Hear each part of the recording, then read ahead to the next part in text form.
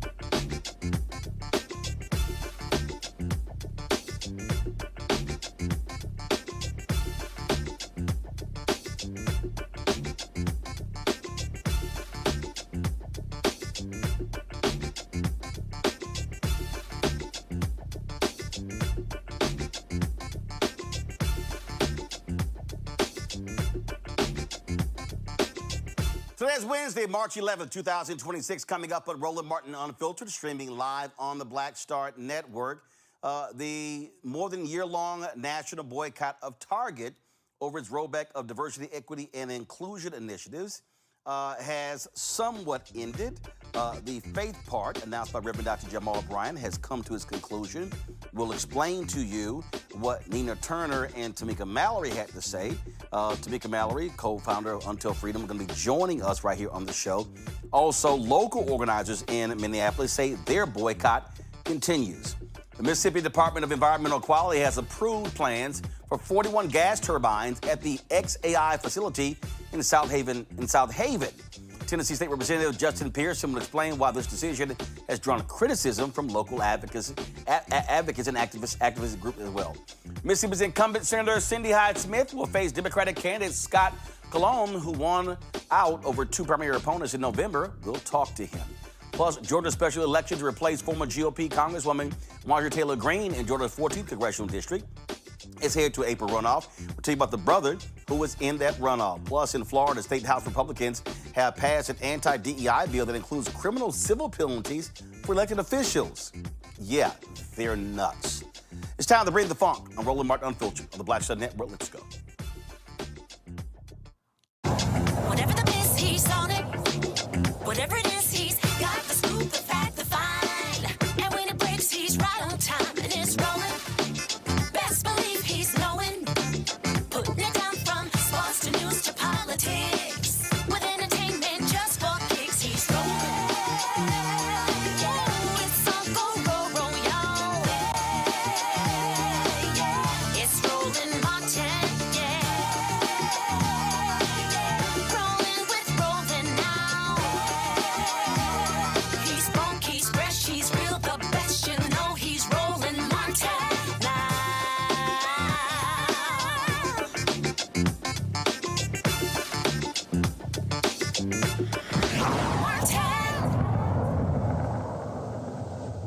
Target entity, which is the faith-based initiative, is claiming victory and giving God glory for what it is that we have done. We are effectively today closing this chapter. Folks, today at a news conference from the National Press Club in Washington, D.C., three of the national leaders of the Target boycott, which has survived more than 400 days since launching February 1st, 2025, made this announcement today. Now, Pastor Jamal Bryant led the Target Fast. That was at targetfast.org. That was the faith-based component. You might remember it started on March 5th. It went from the beginning of Lent season until Easter Sunday, and then they continued it. The initial boycott was launched by Nina Turner and her organization. Then she brought in Tamika Mallory, co-founder of Until Freedom. Now, Nikema Williams, who is an organizer in Minneapolis, they also launched a boycott as well. And they say that their boycott continues. And so, again, so there are different groups here with different purposes. In today's news conference, Nina Turner, she addressed the issue. I am not encouraging people to go back and shop at Target. It really is a sin and a shame that it took them this long for us to get to this point. I think what the three of us, for a brief moment, let me just speak for the three of us, which is Leader Mallory laid it out, that we came to give an update because the people who participated in this with us all over this country deserved an update and to know where we are. Based on the update, the history, the information, and the update, people have to decide whether or not Target is worthy enough for you to go back in their stores. I personally, and as Leader Mallory laid out, her mother even saying she's not going back, I'm telling you, I am not going back. And particularly because we are owed a public apology. And so I want to see the Target CEO, just as they quit us publicly, they need to reaffirm their love for us publicly. Ultimately, people have to make their own decision. But as for me and my house, we will not be going back to Target. Folks, joining us right now is Tamika Mallory, co-founder of Until Freedom. Tamika, glad to have you. Is she there? I All am right, here. there we go. All Can right, you see me? Tamika. Oh, there we go. All right, so Tamika, walk us through this because, again, Jamal Bryant announced that the Target fast was ending. He said that there were 4 demands that he listed. That's on their website, targetfast.org, where he laid out in terms that the Target needed to do. He said that 3 of those 4 have been met and that they are still talking to Target about the other one. If you folks go to my website, Anthony, go to my iPad. This is targetfast.org. It lays it right here. You see right here where they had 4 demands. Honor the $2 billion pledge to spend with black businesses, deposit $250 million in black banks, fully restore DEI commitments, pipeline community centers at 10 HBCUs. And he said 3 of those 4 were announced. Okay, so people have been asking the media folks, people on social, they're saying, okay, but Target, according to the USA Today article, says that nothing has changed. So about the fully restoring DEI commitments, just where are we with that? And explain to people your position in terms of, are you calling for an end of the boycott, or you phrased it differently as well. So just explain that for people who aren't clear. Sure. Thank you so much, Roland, for giving me an opportunity to come on and talk about where we are.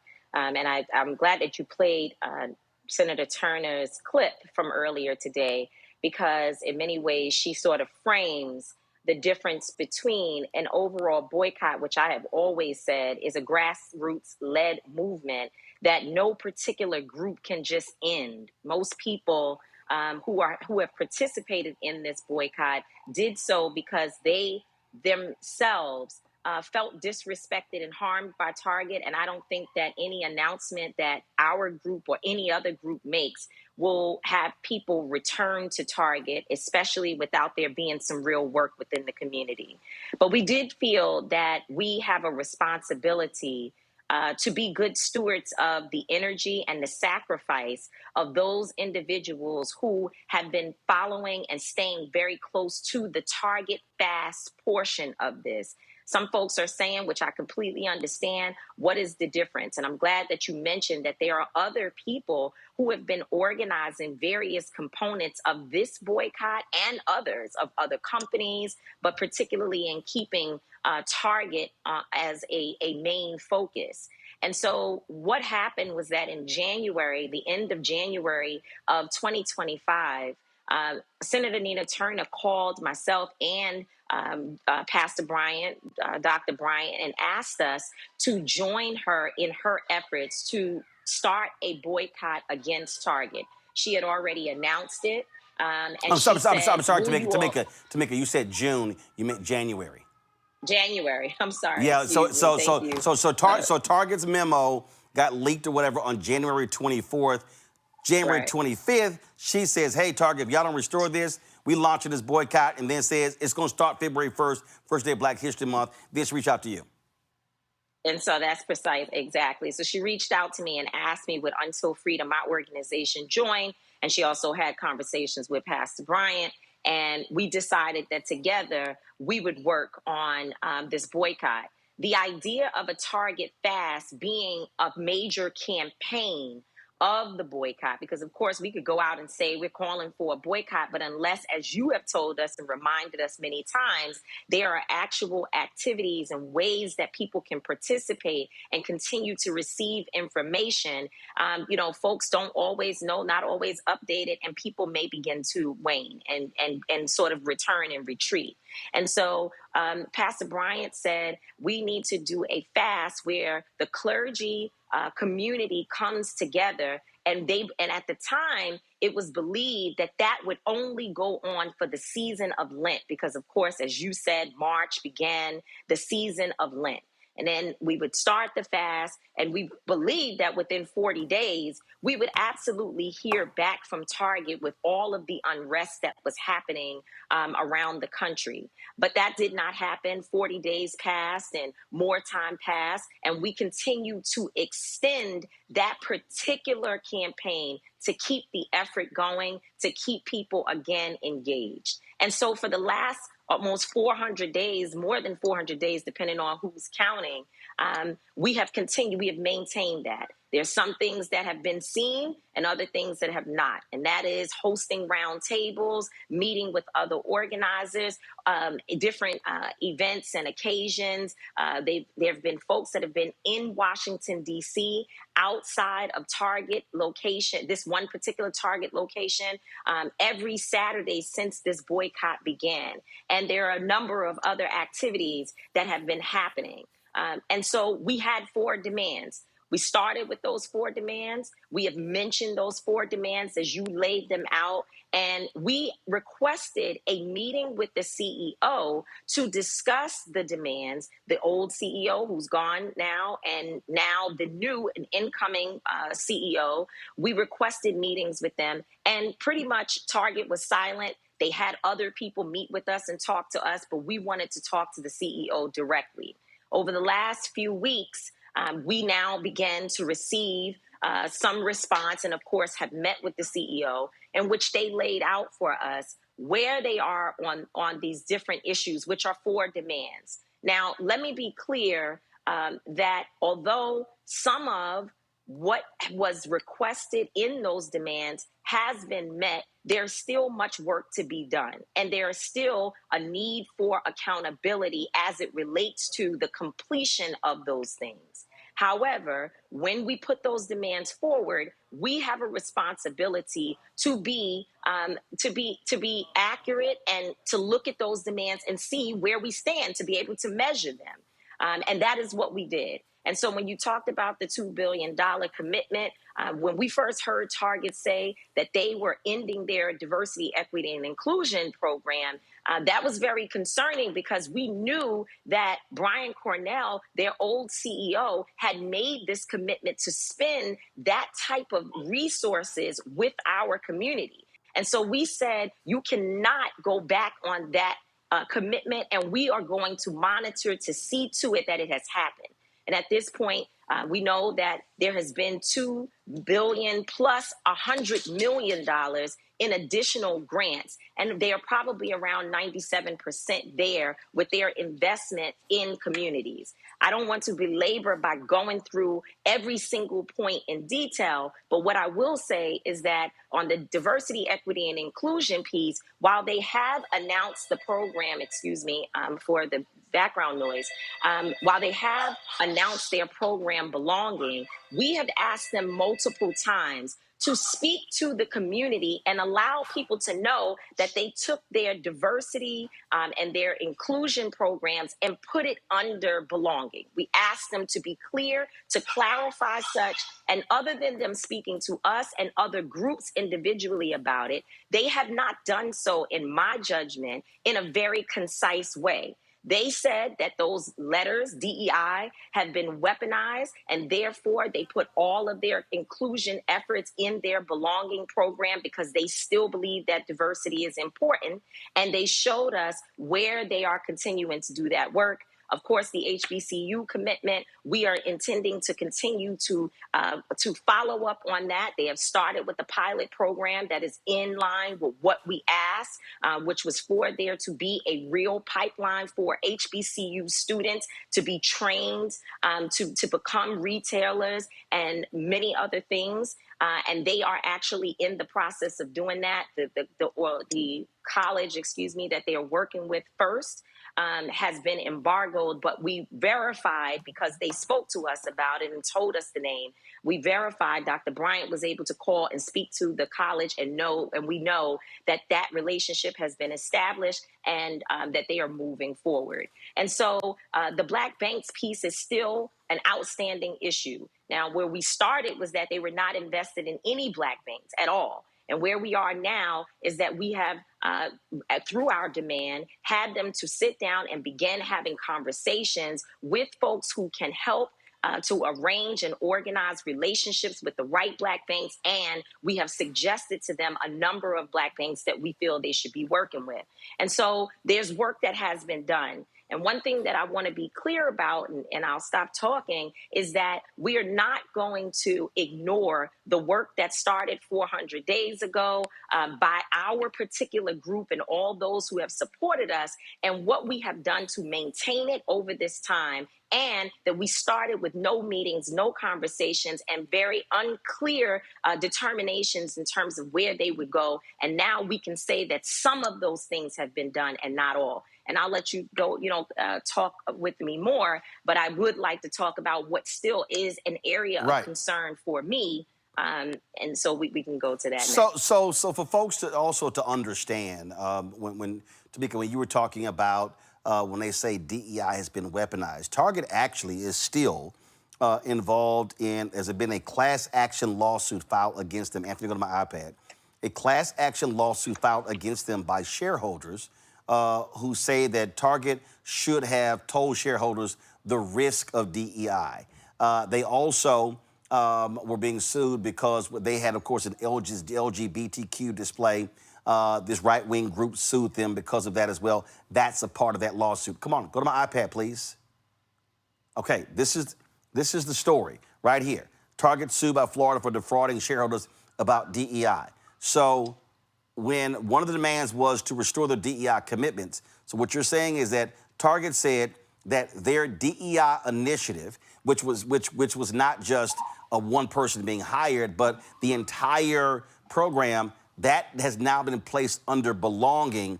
And so the things that they were doing, I just want to be clear, has not gone away. It's simply gone under a program that's not called DEI.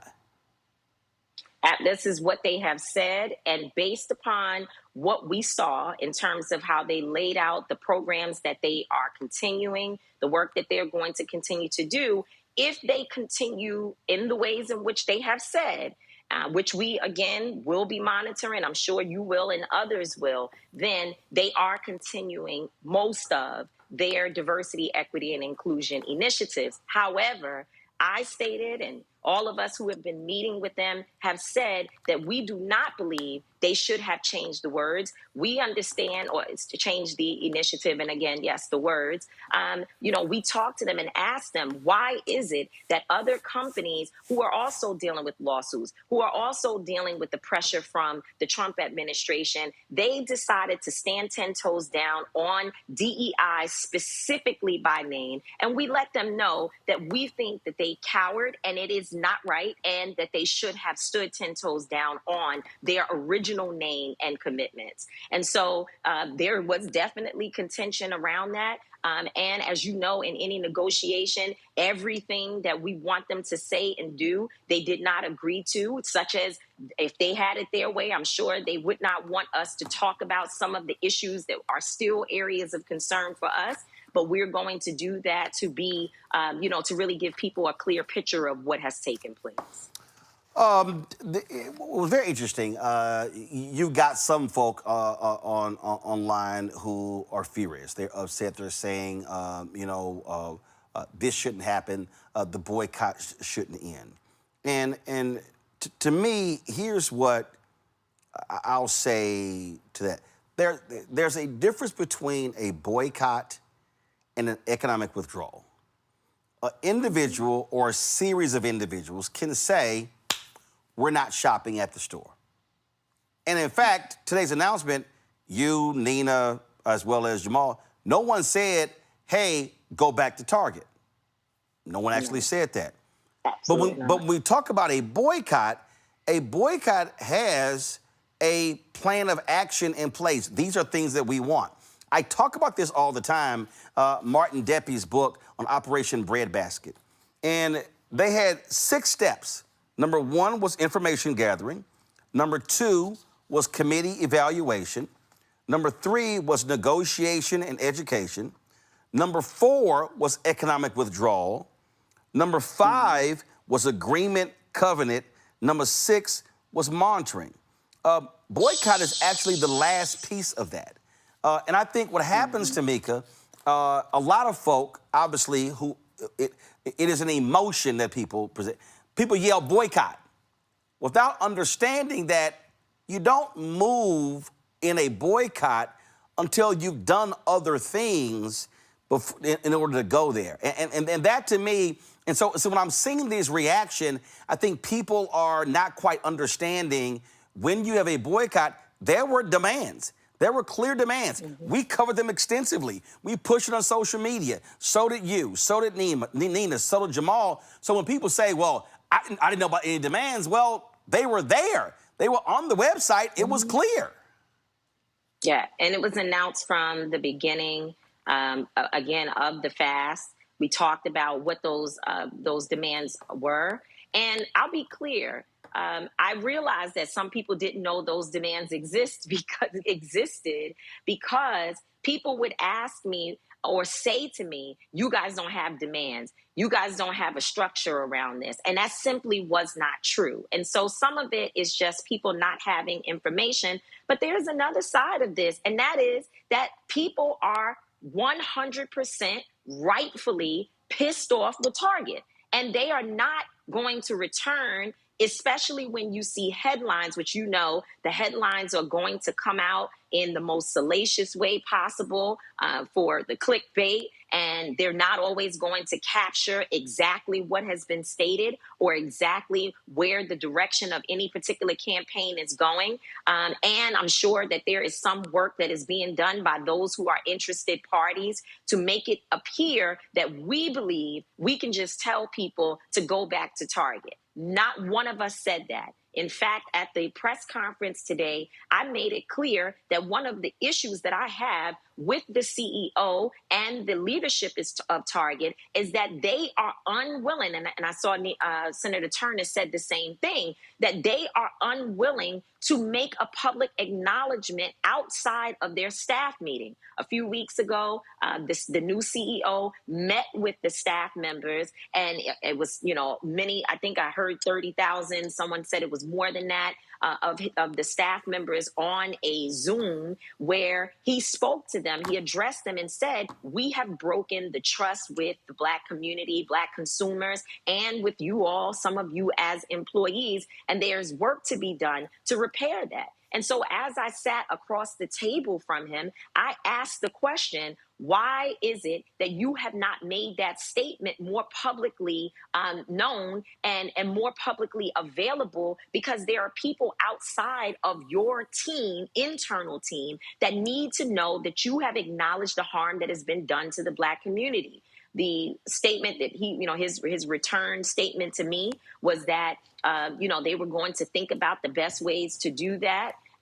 He said he wasn't hiding from it, but they would figure it out. And we've made it clear to them multiple times that we want to see and hear him or someone who is in the position to speak to the specific harm, the upset, and the unrest that has happened between Target and the Black community. To date, that has not happened. Not that that would make me go back to Target, but if there was any way that I would even consider it based upon the information that I have about what they are doing and what they say they are going to continue to do, and that acknowledgement, I might decide that if I need something quick, I don't have to drive miles to go get it. I might. But at this point, there is nothing that will make me return to Target. I am still 100% locked down in this boycott. And as you have mentioned, there are people who have various issues. There are folks who are concerned about ICE and whether or not Target is protecting individuals who are being threatened and vulnerable by the ICE raids that are happening across the nation. We stand in solidarity with them. There are many people who are in the local community where Target is headquartered who are saying we are not going to stop the boycott, and they shouldn't. And I stand in solidarity with them as well. People have decided, as you said, that an economic withdrawal of Target has happened, and I am one of those individuals who will not be going back. Now, I also would say, and I said it today at the press conference, that we don't get as much time as we would like to speak, but I did touch on the question of how we evolve. As we know, the Target fast, we've said, it has ended. However, what are we going to do next? What is the evolution even beyond Target? Which companies are next? Who else do we want to hold accountable? And how can we come together to see to it that other companies experience a $12 billion loss in market share value? That is something that we have done together, that we have forced Target to drop from the Forbes, whatever best businesses, I guess. I'm sure you know the accurate description of a list that they dropped from, where Forbes said they fell from grace. And so we did that. That's our collective power. And again, Target is important. The work should continue. However, there are other companies that are hiding. They are not receiving the same pressure and the same type of accountability as we have placed on Target. And I want to be a part of those conversations and that work as well. And let me say that we did that. We held, when we think about Reverend Jackson and the work that he did around, looking at economic power for Black folks, and been involved, of course, in boycotts and other work to bring corporations to the table. We went to Rainbow Push and hosted a roundtable with individuals who are holding boycotts for Tesla, for Spotify, and for a number of other companies. I don't want to miss anyone, but there were people who came to the table to say, we're doing the work and we want to be in coalition. Where we feel that we come in, and what I want to say to our people is that Black folks also have to look at how we use the $1.4 trillion of our spending to hold people accountable, particularly for the issues that impact our community. And let me say this here. You talked about local organizers continuing. This was a Instagram post that Nikema Williams put out. She said, quote, "We're still boycotting Target. Don't believe the lies from Pastor Jamal Bryant, Tamika Mallory, and Nina Turner. They didn't start the boycott. We did." I have consistently said on this show, I've laid out the timeline of what took place. And that is January 24th, January 25th, what Nina Turner's group called for, what Nikema and others called for in Minneapolis, you joining them, Jamal starting the boycott beginning February 1st, the Jamal's Target Fast beginning March 5th. And so the reality is no one person owned this. No one person controlled it. And I've had people hit me and I've said, hey, if you're an organization and you want to continue boycotting, you can do this. These are, these are three individuals who have been involved in it, who have part and worked with it, who announced how they are moving forward. That doesn't dictate what somebody else can do. A church denomination, another organization, they can say, we're going to continue. Everybody has that right. That's right.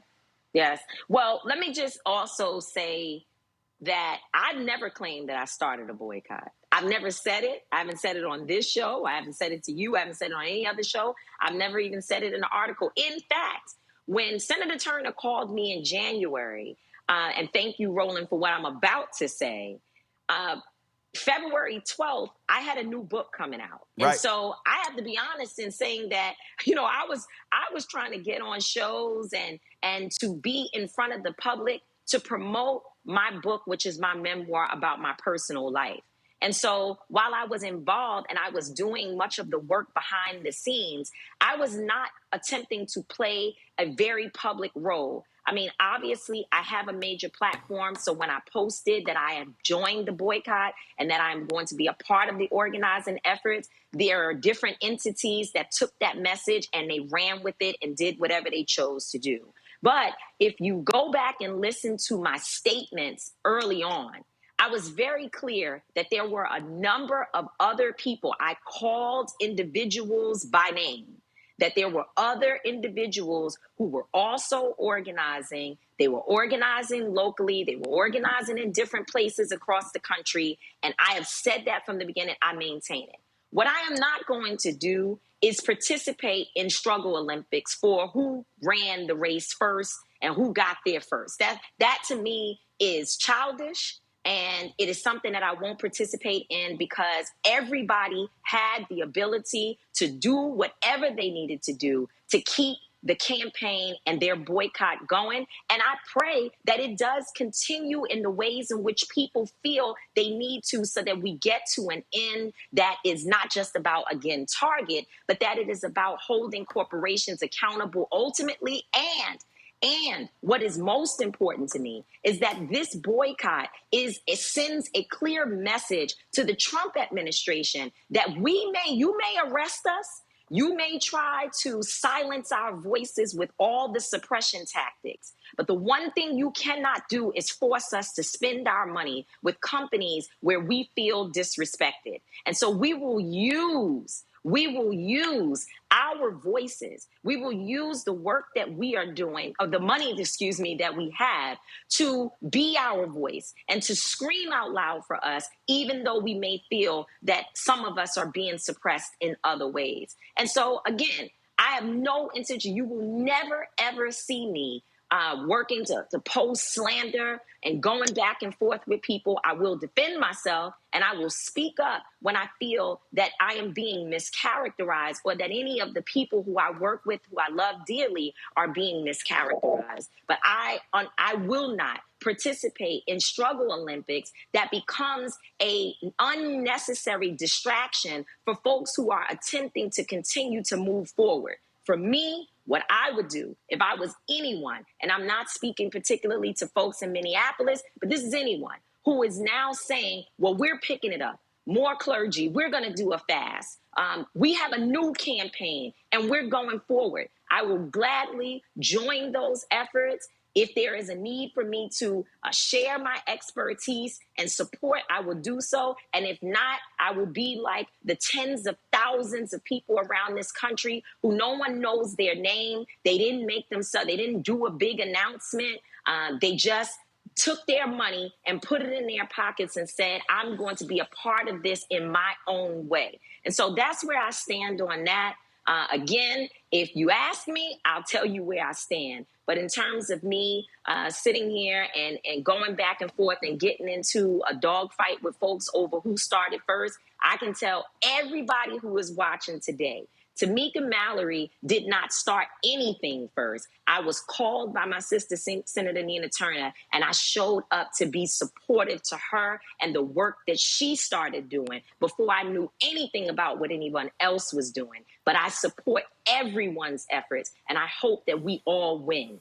And so I just want to, again, I've included, everybody who I'm aware of, I included, but there's a group called Strike for All, okay? And I just want people to understand, this is what was posted on January 25th, 2025. Strike for All is Nina Turner's organization. They posted boycott Target starting February 1st. No diversity, no equity, no inclusion, no dollars, we are somebody. And this is literally what the text said. Starting February 1st, we are somebody is calling on a mass boycott of all Target stores. Yesterday, Target announced that they are rolling back diversity, equity, and inclusion initiatives. Understand this moment is a test.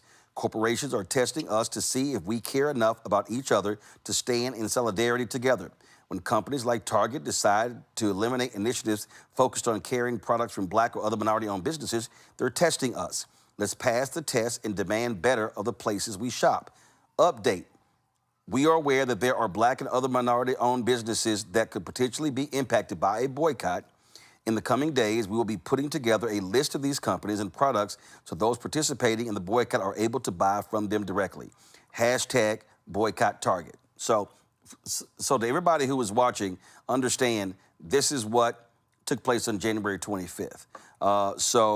We just wanted to go ahead and make that particularly clear to folks. Tamika had to go. We appreciate her being on the show. Thank you so very much. I'm going to my panel here and joining us right now on the show. Rebecca Carruthers, President, CEO, Fair Election Center out of D.C.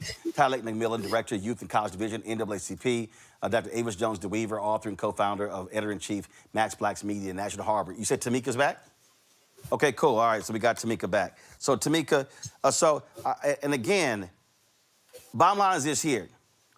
Who called it first? I've made clear that there are local folk, Nakeem and others in Minneapolis, who call for a boycott. Strike for all. We are somebody. Call for a boycott. Nina calls you in and say, can we help? While this is happening, it launches February 1st. Then, because I remember I had her on the show before February 1st. And right. then I got her on the show. I called you and said, please put Nina on to talk about this. And then Jamal's watching this and then says, hey, the church has some role in this. And so that's what you had here. And so these things happen. Again, it's a whole lot of folk. And I did a whole video last year where I said, folk, boycotts cannot be emotionally driven. They must be strategic. And responding emotionally is one thing. But the reality is you don't achieve something without there being a plan of action. And somebody posted something on my social media that said, well, sounds like that they just got Target to do what they initially were going to do. That actually was one of the demands. Number one was follow through on your previous commitments to DEI. I'm trying to understand, like that literally was one of them. Yeah, let me tell you another thing that's really important about that. There are companies who canceled their DEI programs and stopped doing any of the things that they had committed to, and really dismantled the entire diversity, equity, and inclusion departments within their companies. We said to Target, you better not do that. You need to not only fulfill the commitment, but do more. And again, the HBCU commitment was important. The Black banks is something that they have not been doing at all. Yeah, so I'm not. Listen, I need people to understand when Jamal sent the Target Fast idea to me. He said, "Hey, brother, can you look over this?" I did. I said it was two things I said to Jamal: add the banking component and add the HBCU component. What people don't understand is, I think people don't understand, all these people who are like, hey, Nina was on the show, you're on, Jamal hits, we're all communicating, and then there were many others as well. There was a Target strategy group. People who say, well, it was just these three. It wasn't. Y'all were seeking input from a number of people all around the country. Absolutely. We were in counsel and sometimes in therapy. You know, I want to say also, it wasn't easy. This has not been easy. The same way that there are folks online right now who are upset, some of them, not all of them. I've received so many text messages from people today saying, we know what you were doing. We understand the integrity, because let me say very clearly that not one of us went into those meetings or had conversations where we asked for anything personal. No personal money, no deposits to our personal bank accounts, none of the institutions that we have suggested do any of us work for. And so that's before we get that narrative going, let's say that right now, that Target will never, ever be able to say that they wrote Tamika Mallory a check, because that just did not happen. And so that's there. But this was not easy, because those individuals who may be feeling that we should have continued, or why did you all give this update today? There are folks on the other side who were equally as loud telling us that this boycott needed to end, that we were harming Black businesses, that we were harming Black vendors, that how long are we going to keep this going where people had to walk away from sponsorship dollars and other things. There are people who were trolling us that it doesn't matter. The boycott is not working. And so folks are going to create whatever storyline they want. We know what we've done. We're proud that we were able to stand 10 toes down and hold something together. There are people, even within our movement, who really, throughout this process, were not cooperative. There are many people who we had to have very tough conversations with. And if I'm being honest here, there's a lot of stuff that people in the public did not get a chance to see because we held this thing together and upheld our integrity and continued to ensure that Target knew we would not back down. And I, again, am still not backing down because, as my mama said, I ain't stunting Target. She already let me know, don't even come tell me anything about Target because she is upset that it is a place that she went to, respected, and had a relationship with. And now what they have done is probably for her irreparable. And for me, I haven't been in Target. I have figured out hardware stores and other ways to get the things that I need. And it's not that hard. I have no intention of walking back in the doors of Target, especially if it is not very clear and concisely stated from the corporation that they have harmed us, they apologize for it, and that they state their process for moving forward with rebuilding the relationship. That's what the CEO said to his staff, but he has not said that to the people. And I think that is it is wrong. I think it is further disrespectful, and it begs the question, why are you unwilling to apologize to Black people? Who are you hiding from? Absolutely. Tamika, we appreciate you joining us to break all of this down. Hopefully, this answers people's questions. We wanted to give it this much time because this is not like these other networks. They give 5 or 7 minutes or don't do anything at all.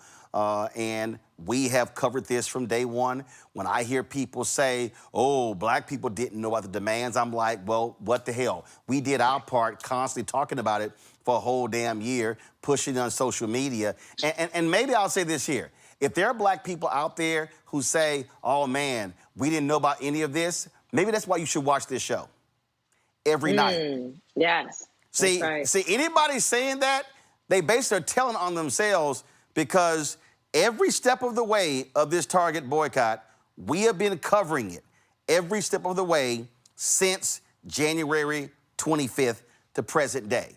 And so maybe folk need to double check and triple check the sources they're getting information from because we've been laying it out and giving updates over and over and over again. And so, and listen, I reached out to other folks as well to say, hey, come on, to share your thoughts as well. So that's the whole point of Black-owned media. So we're not under the same BS as corporate media. We can talk about this something that impacts us. Tamika, we appreciate it. Thanks a lot. Thank you. Thank you. All right, thanks a lot. Great job. Let me do this here. Panel, hold tight 1 second. So I want to bring in Tennessee State Representative Justin Pearson because xAI has received permission to install 41 natural gas turbines at a site in Mississippi that would generate power for its data centers in the area. Of course, they have been having issues with that in Memphis. On Tuesday, the Mississippi Department of Environmental Quality granted Elon Musk AI company, maker of the Grok chatbot, a Clean Air Act permit. The turbines, which will be installed at a former Duke Energy power plant site in Southaven, Mississippi, will power xAI's Colossus 2 data center located a few hundred meters from Tulane Road across the state boundary in Memphis's Whitehaven district. They will also supply power to the firm's upcoming Colossus 3 data center in Mississippi. In a joint statement, the Southern Environmental Law Center and the NAACP accused the state of violating its own policies and ignoring public concerns. Representative Pearson joins us right now. So they're installing this in Mississippi, but it's going to impact the air quality not only in Mississippi, but also across the lines in Tennessee. That's exactly right. They knew when they developed this that the air quality of Mississippi, DeSoto County, northern Mississippi, and Tennessee and Shelby County and Crittenden County in Arkansas already had F's in air quality, that we've been in non-attainment as it relates to the level of smog that we have. And now this power plant, and we have researchers from Harvard who backed us up in the research here, that this power plant is going to have serious impact on people who live in Whitehaven, people who live in Westwood, in addition to the people who live most directly and closest to the power plant now. They are already operating 27 gas turbines illegally, and now they've been given permission by the Mississippi Department of Environmental Quality to operate another 41, despite the fact that 300 people showed up at the MDEQ board meeting about this. Over 300 people, I would say 275 of them white folks from DeSoto County, speaking out against this because of the air pollution and also the noise pollution that's making it almost inhabitable for them to live there. And xAI says, well, we're just going to build a taller sound barrier. But you know what? That doesn't stop pollution. And so our community is going to likely see more premature deaths, more hospitalization, more asthma attacks. And the researchers have shown it's likely to cost $30 to $44 million a year just in the economic loss of life and productivity in our community. And what we're seeing is, I mean, there's a fervor for these data centers. I mean, all of a sudden, listen, they're targeting Virginia, South Carolina, Louisiana, Texas, Mississippi. I mean, all over the country, and people are voicing all sorts of concerns, economic concerns, air quality concerns, water concerns. I mean, you name it, they're saying, hey, we don't know about all of this, and others are saying, like, how many some people are even calling for there to be a moratorium on these data centers because it's like they're spreading like wildfire. Absolutely. Billionaires have created a data center playground that we are all being forced to live in and deal with the consequences of. I was just in Texas, and there are communities that are dealing with the lack of water or their water being destroyed and polluted because of data centers. Our air quality is suffering substantially due to these data centers operating illegally and now being permitted against the Clean Air Act and against the own regulations and statutes in Mississippi of being able to operate. They're destroying the lives of the people who call these places home and who have called these places home well before data centers were ever a word that we knew or that had been uttered. What we know is this is likely to increase because the billionaires are corrupting the democratic institutions, lowercase d. We're seeing mayors kowtow to billionaires. We're seeing elected officials silencing themselves or being silently complicit in the degradation of our own communities because they're afraid Elon Musk or xAI is going to spend money against them in the next campaign. This cowardice is literally killing our communities. And yet we are seeing people who speak up, who rise up, who are protesting, who are marching literally for their lives. And other people are saying, oh, they just want clout. When in fact, what they want is the right to breathe clean air, which is a human right that our laws, such as the Clean Air Act, already support. But we are seeing, again, these institutions, whether it be the Shelby County Health Department or now the Mississippi Department of Environmental Quality, abdicating their responsibility to really protect our communities. What's next? Tonight, I've got a town hall that I'm hosting, an emergency town hall about xAI and these data centers. And then we're doing an in-person one as well at the Healing Cathedral right here in Memphis. We're talking with lawyers and amazing folks at the Southern Environmental Law Center who are really, at the forefront of this fight alongside us to determine what our next steps would be in potential appeals process. The NAACP has been a champion for environmental justice, and Aubrey Connor has been leading the way here. And so there may be some other avenues that we can work to stop this from happening, to slow it down, and hopefully get the voices of the community heard. I mean, this is my last point. They held the hearing at 9 o'clock in the morning on election day, 3 hours away from where the plant is actually located. They didn't want to hear our voices. They didn't want to hear the research. And still, we were able to get half a dozen folks there to tell them. And they went into executive session to make this decision. They didn't even do it in front of the public. And that's what happens when billionaires are corrupting our communities for their benefit. And we have to have people in positions of power who stand up, speak up, and fight back for us. And that's what I hope to continue to do. All right, Representative Pearson, we surely appreciate it. Thanks a lot. I appreciate you so much. God bless. All right, folks. Let me bring on my panel. So I definitely want to get their thoughts about the whole Target boycott and what Tamika talked about. And so let me bring them in, of course. And I'll start with you, Avis. And this went on more than 400 days. And we also have to be honest about a world that we're living in. And that is, we have never witnessed an administration that will exact revenge on companies, on law firms. It does not matter. So a lot of these companies are scared to death. I can tell you, telecommunication companies, they've been told by the FCC that get rid of anything DEI or we're going to stop mergers, acquisitions, or anything. And so you heard Tamika say, the Target said they put their DEI program under another particular program. And so what do you make of today's announcement and how folks are reacting? Well, I think that first of all, I just want to recognize Tamika and her hard work. She has been in the field for Black people literally ever since she was a child. And so I think that her work is real, it's honest, it is not self-aggrandizing. And I appreciate the labor that she has given to advance the Black community for decades. I think it's unfortunate that they're receiving, both her and as well as Pastor Bryant, Nina Turner, it seems like they're receiving a lot of blowback from the community about this. And for whatever reason, I think people were not fully aware of all the aspects of the negotiations, the demands, the movement, the non-movement. But at the end of the day, as you said, it was a very difficult context. Now, I will say, had their business, had their leaders shown a bit more courage, they might have had a very different fate. Because if you look at what happened with Costco, who was under the same environment, under the same threats, they took a stand very boldly with maintaining their DEI commitments. And guess what? They have done well as a result. Their stock value has gone up. Their sales have outpaced that of where they were previously.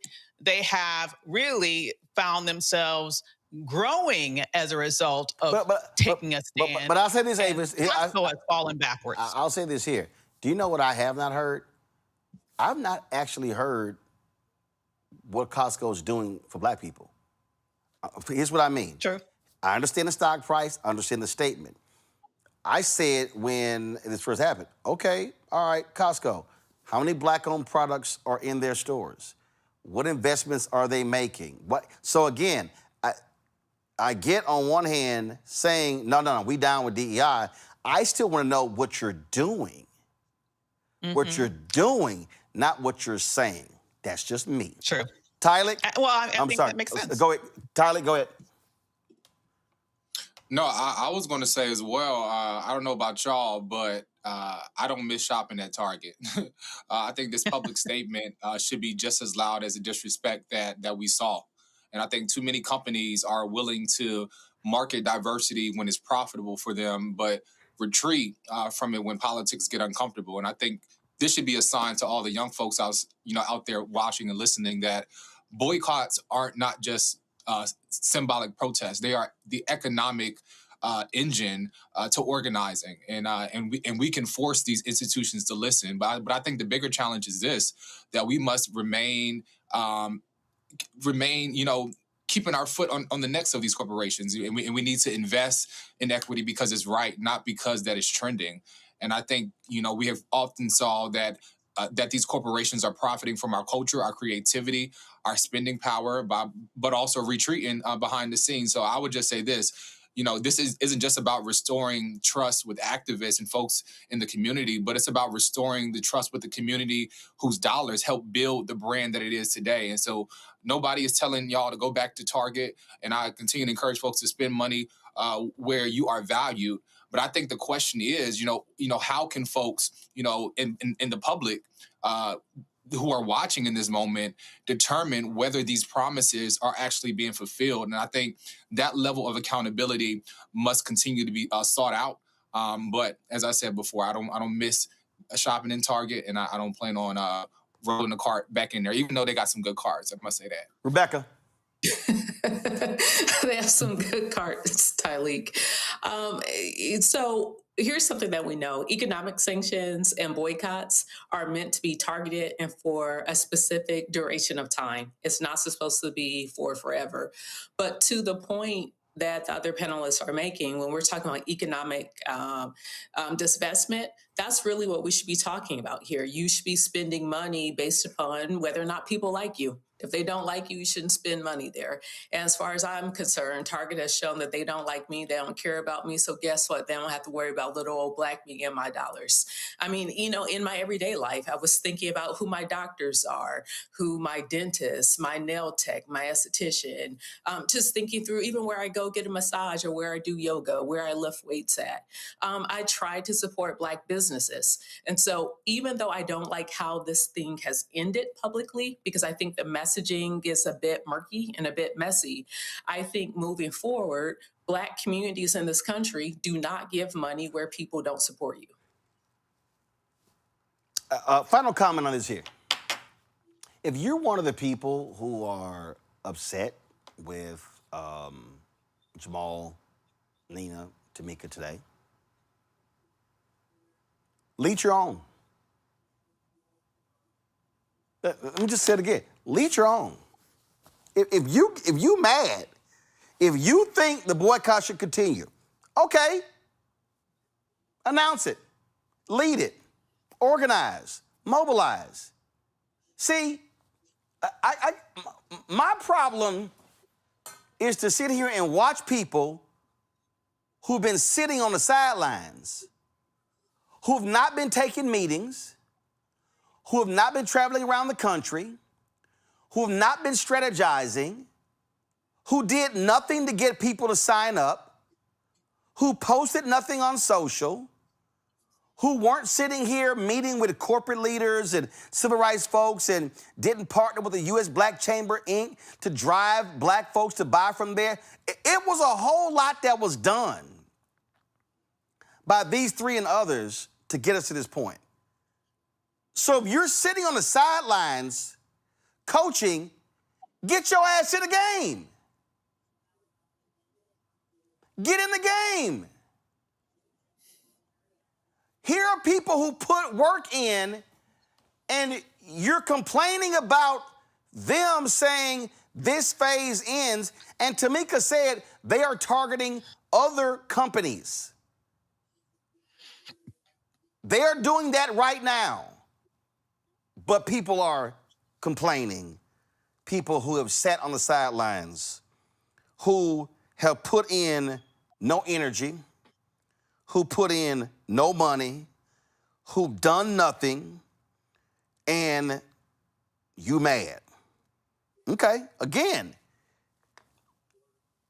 you are more than welcome to pick up the baton and take off. Let's see if you do it. Quick break, and we'll talk to the brother who's running to be the next United States Senator from the state of Mississippi. You're watching Roland Martin Unfiltered on the Black Star Network.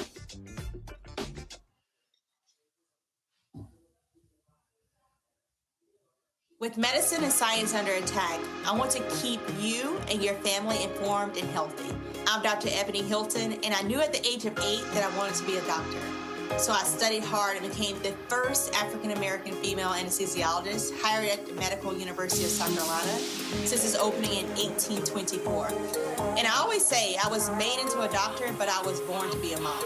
As a new mom, wife, sister, daughter, and friend, I understand how frightening a medical crisis can be. I care for individuals on some of the worst days of their lives, and it's my mission to provide you with a safe space to gain clarity on issues affecting your mind, body, and soul. I recognize that there are health disparities, particularly as it pertains to race, and I want to help bridge the gap between you and your healthcare providers. Join me every Thursday for Second Opinion on the Black Star Network, where each week I'll invite experts from various medical fields to share the latest health news. We'll discuss topics such as the vaccine debate, mental and sexual health, medical bias, infertility, menopause, andropause, nutrition, and aging. Together with my medical colleagues, we aim to provide you with a second opinion. Don't miss it, Thursdays only on the Black Star Network. How you doing? I'm Mark Curry, and you're watching the Black Star Network. That's why I got these glasses on, because that black star is bright.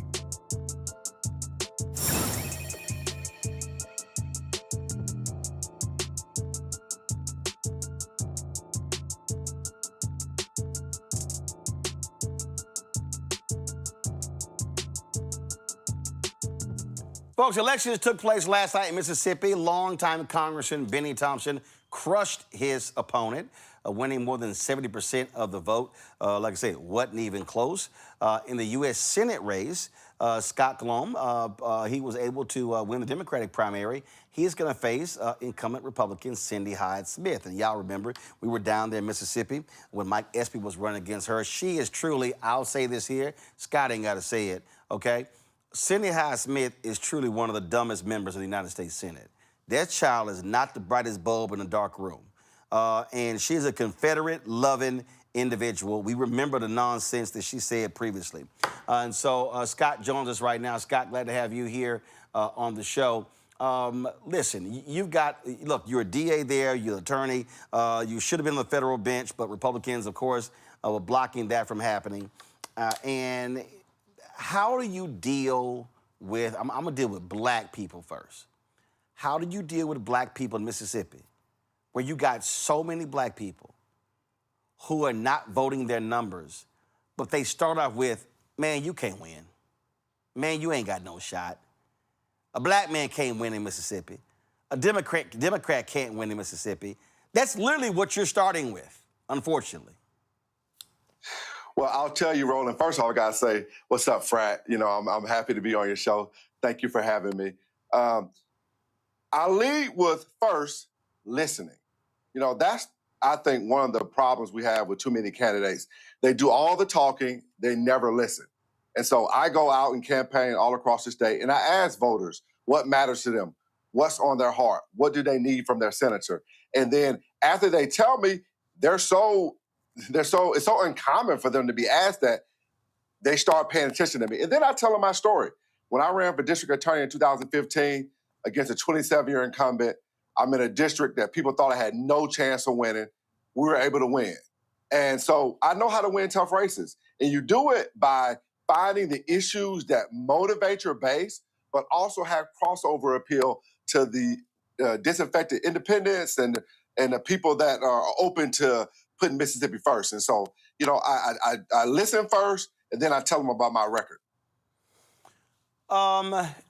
When you look at the map, Espy lost by about 65,000 votes. And there was a lot of people, a lot of black folks, a lot of poor white folks who simply did not vote.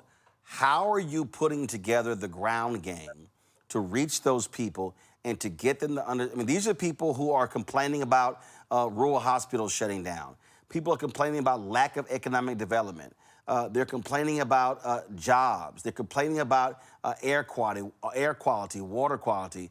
How are you, putting this thing together in terms of, are you trying to hit a certain number of volunteers? What is your plan to really reach these folks and turn them out? Well, I'll tell you a few things. One, I have support that a lot of Senate candidates in the past have not had. I got Congressman Thompson's support from the very beginning, and his ground game is behind me. That's something that's very important to winning a state like Mississippi. I also have relationships with the NAACP and, one of my people that have been a mentor to me in politics, Derek Johnson. I'm connected to his ground game, and we've been, putting cracks in the glass for a while. And so we have infrastructure set up. The other thing that I think people don't recognize when they think about Mike Espy's race is he did not get a lot of attention. I mean, Roland, you were smart enough to talk about Mississippi, and you're smart enough to talk about it now. I went down there. I went down there. We broadcast from there. But you're one of the few people that covered the race. He only got money at the last minute when she made the comments about a public hanging. But what we've been doing is we've been raising money early. Like, I raised more money at this particular point than any Senate candidate in Mississippi's history. I outraised Cindy Hyde-Smith in Q4 last year. They told me I could never do that. You'll never be able to do it. We did it. And we're going to continue to do it because we're working hard. We're talking to voters. We're talking to donors. We're getting people excited. If you look at the primary results from last night, we overperformed any Democratic midterm in who knows how long. I mean, I think about 20, 30,000 more Republicans voted in the Republican primary and the Democratic primary. I don't have to tell you how drastically that is different than most elections. And that's because we were on the ground, listening to voters, building a campaign that was on digital, because you got to go digital now. and you have to go on people's doors. And so we have the right partners, we have the right message, and it's also the right time, Roland. I mean, in 2018, nobody knew what Cindy Hyde-Smith was going to do, right? We didn't know what she was going to do. Now we know. She's going to vote against infrastructure that's bringing billions of dollars to the state of Mississippi. She's going to vote against money that fixed the Jackson water crisis to make sure, children and mothers had clean water. We know that she's going to totally betray us when it comes to farmers and to consumers with the tariffs. I mean, we're struggling with the high prices. Our farmers can't sell soybeans to China. We last but not least, and this was the final straw for me, we know she's going to betray us when it comes to healthcare and hospitals. She put 140,000 working Mississippians at serious risk of losing healthcare. Republicans and Democrats, as you know, it's Republicans are going to lose healthcare too. 200,000 more are losing healthcare because they're losing the federal support that they've been getting on the Affordable Care Act, that exchange. So 350,000 Mississippians are going to lose healthcare. And gas prices are up. I mean, this is a unique moment. She's a uniquely bad candidate. She hadn't done a town hall in 6 years. She would never do an interview with you. Not in a million years. She couldn't stand 1 minute of scrutiny from anybody that could ask where she's been, what she's been doing for Mississippi. She's totally MIA. And Roland, one final point. I'm sorry. I know I said one about this is it. We found out recently that she has been using campaign finance funds, corporate and lobbyist money to pay for vacations in Vegas. That's why she's so disconnected that when asked about high prices of beef, she told the people of Mississippi to just pick another protein. She doesn't know what's going on. She's totally MIA. You're right. I remember that. And I mean, you had Robert Kennedy Jr. like, well, eat liver. I mean, they've said some absolutely crazy stuff. But that was pretty wild when she said, yeah, there are other forms of protein, as if you can't comment, for real on the whole deal here. That just made no sense. Matter of fact, some of y'all may think I'm lying, y'all. Y'all may think Scott not telling the truth. Listen, this actually happened. Listen. What do you think Republicans are doing right now? You're involved closely with agriculture. You're on the committee. Price of food is high. We just did a story this week on price of beef continuing to go up. What are Republicans doing to get this cost of living under control? Well, the good thing is we passed what we call the One Big Beautiful Bill. There are so many things in there. Just the child tax credits, that will affect 40 million families. There are all the reduction to make the cuts permanent. It is so many opportunities there that once that they go into play, just with getting your tax refund in 2026 is going to be bigger. And once we can get those things implemented, you're going to see a difference. But right now, the cost of fuel.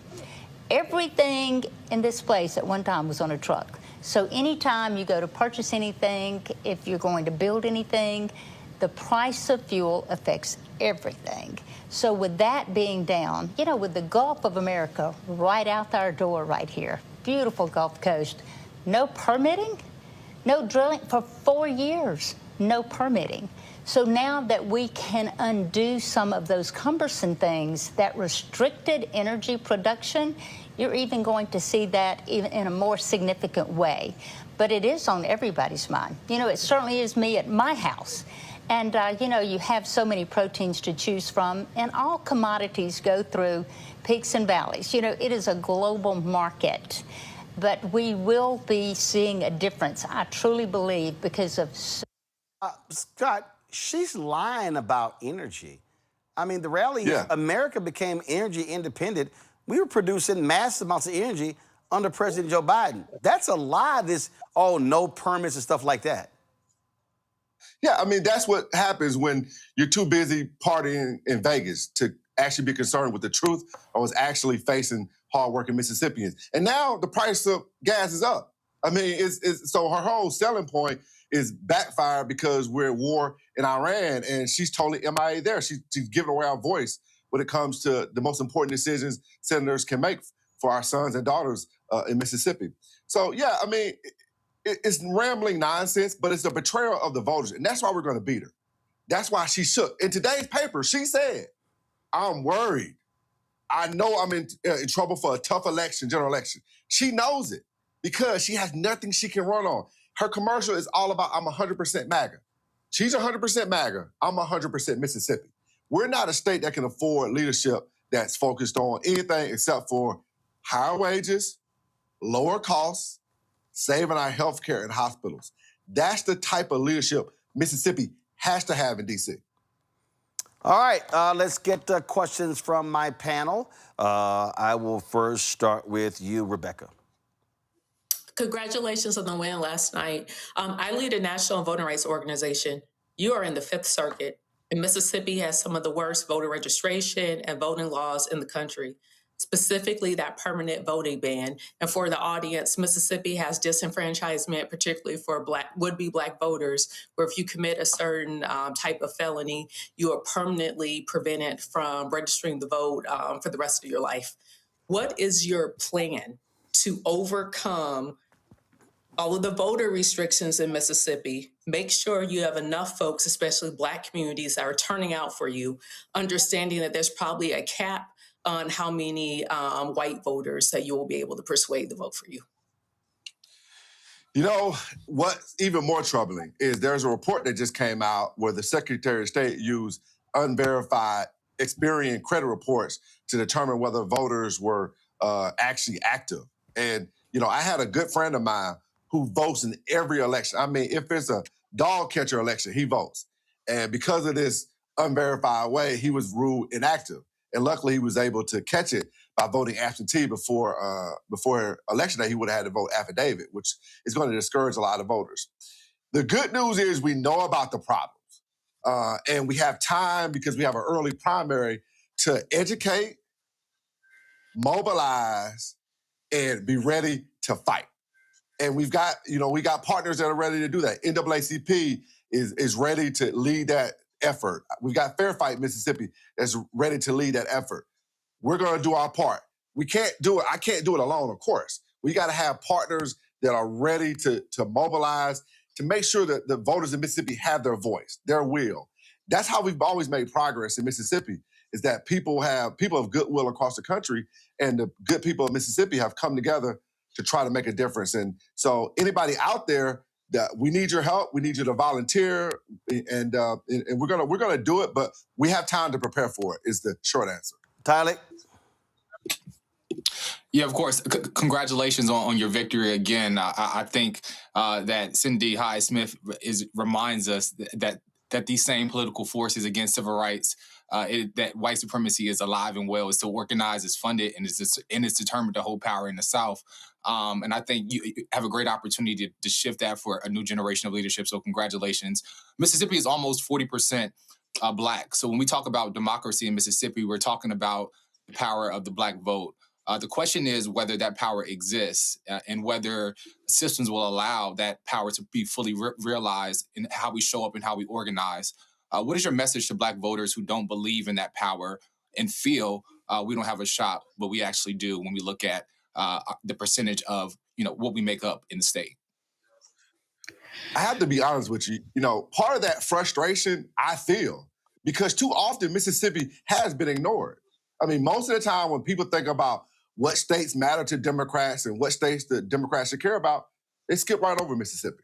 And so if you're a young, disaffected Mississippi voter, you're responding to the marketplace. They don't seem like they care too much about making your life better or trying to figure out how to motivate you to vote.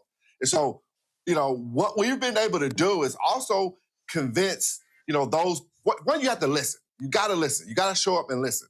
I've been out campaigning. If anybody follows my social media stuff, every Monday I drop videos of me asking voters what matters to them. And I'm not talking. They're telling me what matters. And a lot of it is what you're talking about. They want to know their voice is going to be heard. They want to make sure the person that they elect is going to do what they say they're going to do. And I had to point to my record. I ran on criminal justice reform. I committed that I was going to be tough on violent crime, but to be smart on nonviolent crime. I can tell them I kept that promise. I'm tough on violent crime, but I put more people in a diversion program to help them not go through the felony system, get a GED, get rehabilitation. I put more young people on that program in 1 year than my predecessor put in the 8 years combined. So I kept my promise. And so I have to make sure they understand they can trust me. The second thing is you have to work hard to raise the money to get those voters mobilized, get them energized, and get them to the polls. And that does take people all across the country believing, because you don't just have enough money in Mississippi. to win an election, you got to get money all across the country, just like a lot of these states.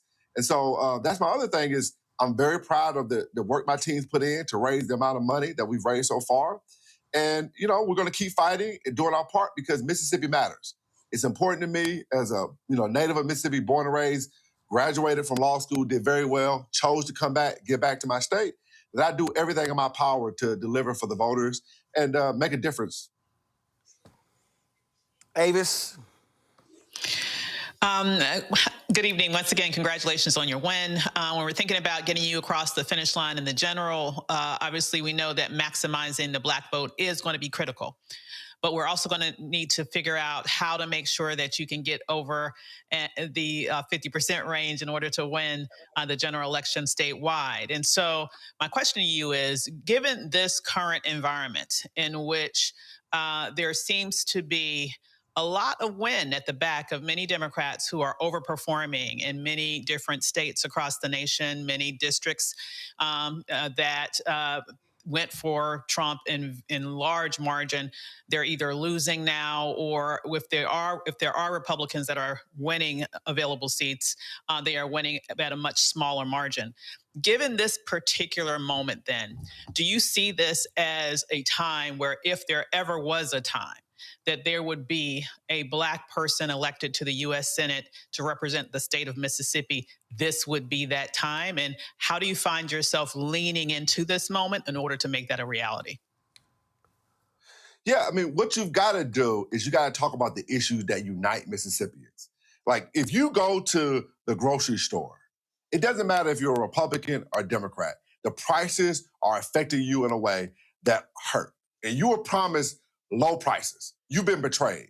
If you are somebody that's working your butt off and then all of a sudden now you got a DoorDash at night or DoorDash on Saturday instead of spending time with your family, you don't care about political parties. What you care about is making your life better. If you're a farmer who is planning to sell soybeans to a customer for years, you've been planning to do that. Now all of a sudden you're facing bankruptcy, you're facing foreclosure. You've been betrayed. You've been betrayed. If you're someone that's on healthcare that have been getting federal support because you're an independent contractor, you now all of a sudden your healthcare is 300% higher. We got to talk about the economic issues that affect people. I'm in a district where it's swing. I outperform Vice President Harris by 11 points in my district. As a DA, I talk to grand juries all the time. And you would be surprised how many Republicans think that President Trump is for raising the minimum wage. And it's because in Mississippi, they never get a Democratic message. They don't watch the news. Their uncle or their grandfather tells them, well, this is what the Democratic Party stands for. And to me, that's an opportunity, because what I say to them is, listen, I'm focused on bringing good paying jobs to Mississippi. I'm focused on getting the cost down. I'm focused on making sure you have a hospital in your community. Those are issues that unite Mississippi.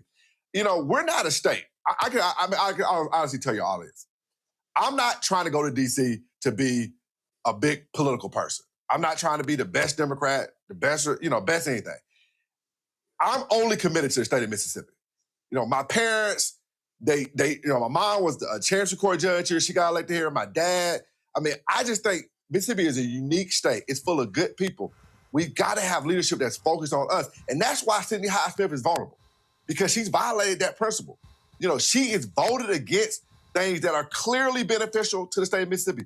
Voted against. If you won't vote for clean water for citizens in Jackson, we can't trust you for anything.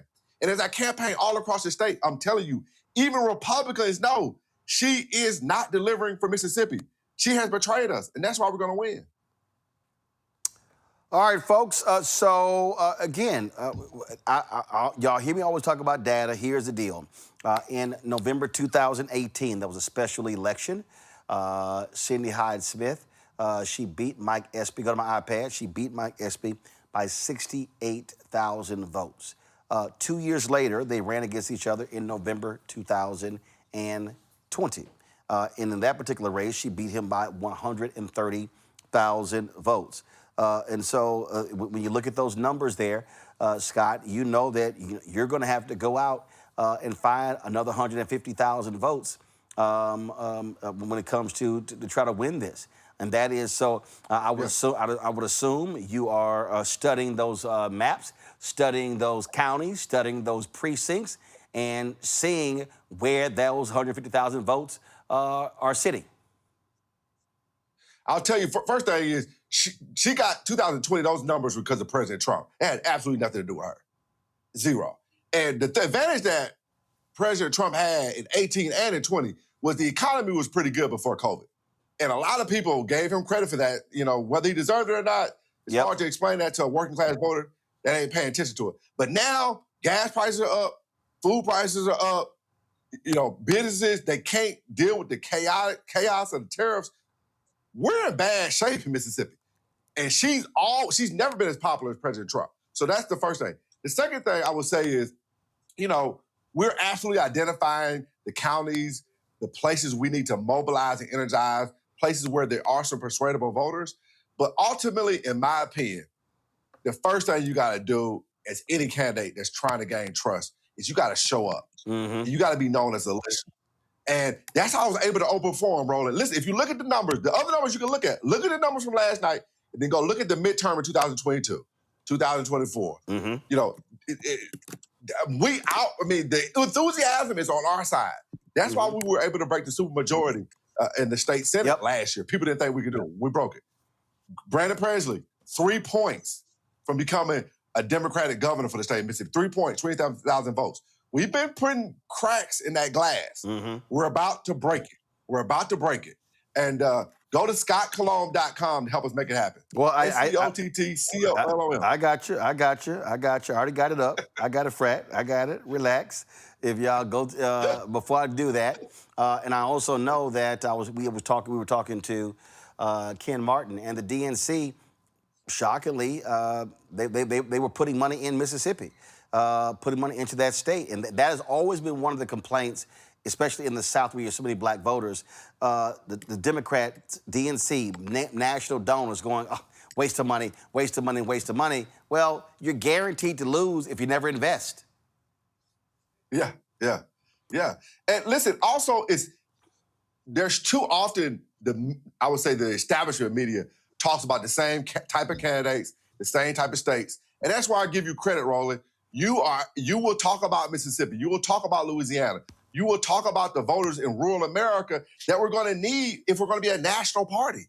And so, you know, that's the other thing. We got to get attention to these races in a way that it can excite people and get people to believe that things that they haven't seen before are possible.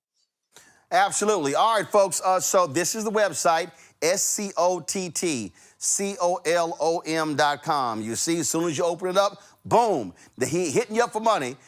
Look, you got to have that. You got to have money, folks, for put people on the ground, for billboards, for yard signs. Mississippi, it's a rural place. Listen, you got to be able to have those signs on the side of the road, those billboards as well. And then once you go to the site, you can see all of the information that's here, play video, more background information about Scott, you name it, it's all on there. And again, the volunteer as well. If you clicked the volunteer button right here, is there. And here's the other piece, y'all. To volunteer, you don't actually have to live in Mississippi. They got phone banking. They've got other things they'll be doing. And so, hey, if you want to assist with this campaign, go to scottcolom.com, SCOTTCOLOM.com. And I know, listen, organizations like Alpha Phi Alpha, as an organization, cannot endorse, but members can certainly, they got their First Amendment rights. And so I would hope, and I would assume, Scott, that the brothers are mobilized and organized there in Mississippi on your behalf. Absolutely. Alpha, MPAC, Delta did a great fundraiser for me. I'm telling y'all, on the ground, Mississippians are so excited. And that gives me the energy I need to put the foot down on the accelerator all the way till November 3rd. We're going to show the country Mississippi matters, y'all. All right, then. Scott Colom, we certainly appreciate it. Thanks for joining us. Thank you. All right, folks, got to go to a break. We come back. Black Star Network headlines with Brittany Noble and more on today's show. Don't forget, support our work. Your donations are critically important. Y'all, you heard what Scott just said right there. And the bottom line is this here. National media ain't putting Scott on. They're not. They're not covering the stories that we cover. They're not going to give that much attention to the Target boycott to walk you through and explain what's happening there. This is why this show matters. In fact, we were one of only 2 outlets who live streamed today's news conference from the National Press Club.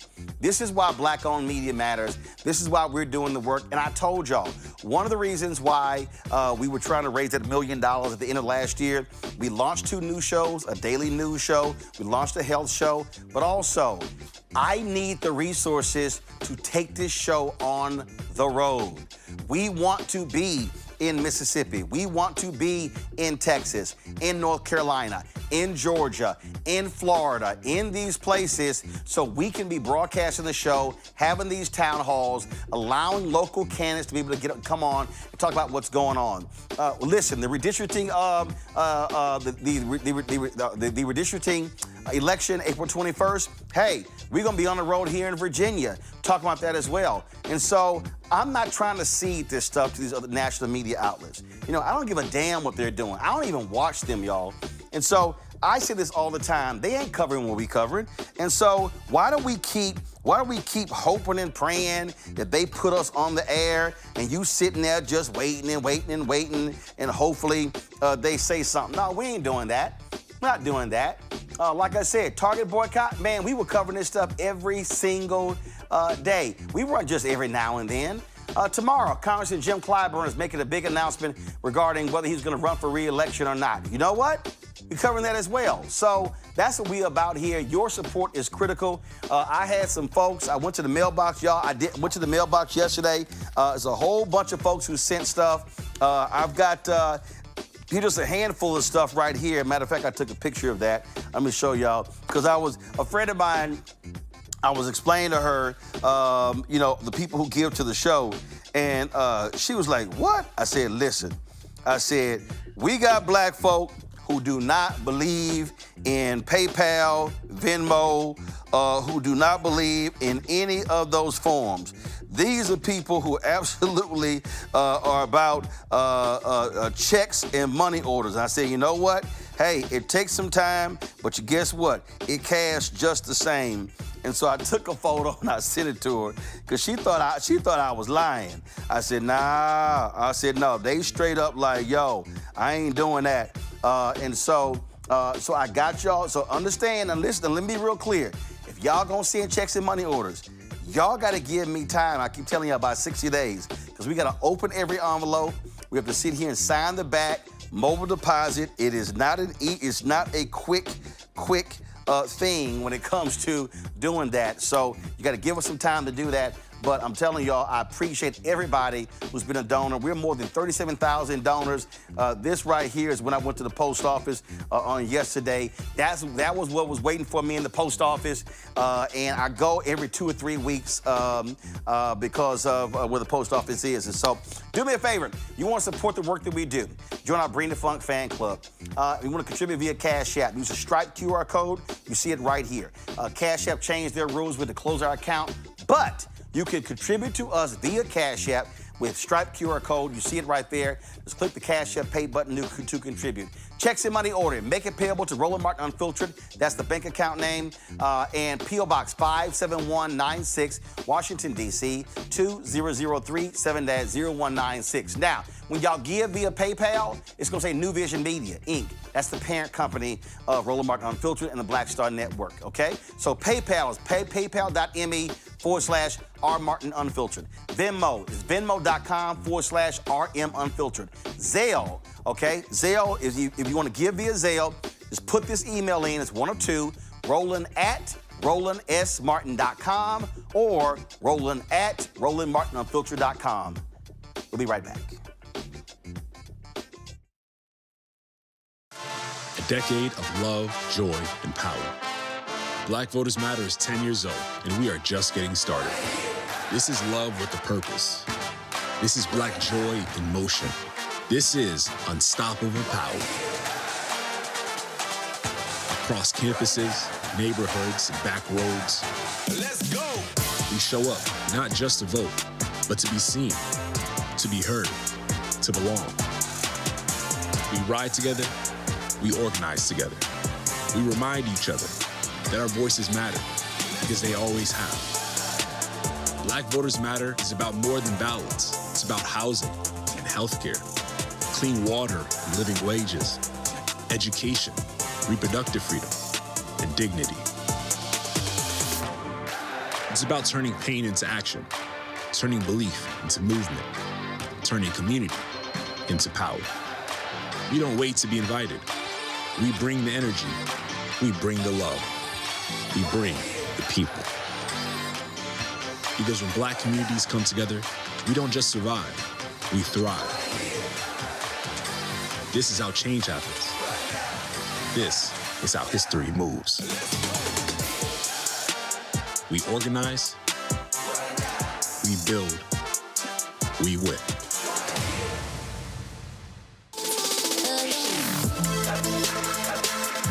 Hey y'all, welcome to The Other Side of Change, only on the Black Star Network and hosted by myself, Bree Baker, and my good sis, Jameer Burley. We are just two millennial women tackling everything at the intersection of politics, gender, and pop culture. And we don't just settle for commentary. This is about solution-driven dialogue to get us to the world as it could be and not just as it is. Watch us on the Black Star Network, so tune in to The Other Side of Change.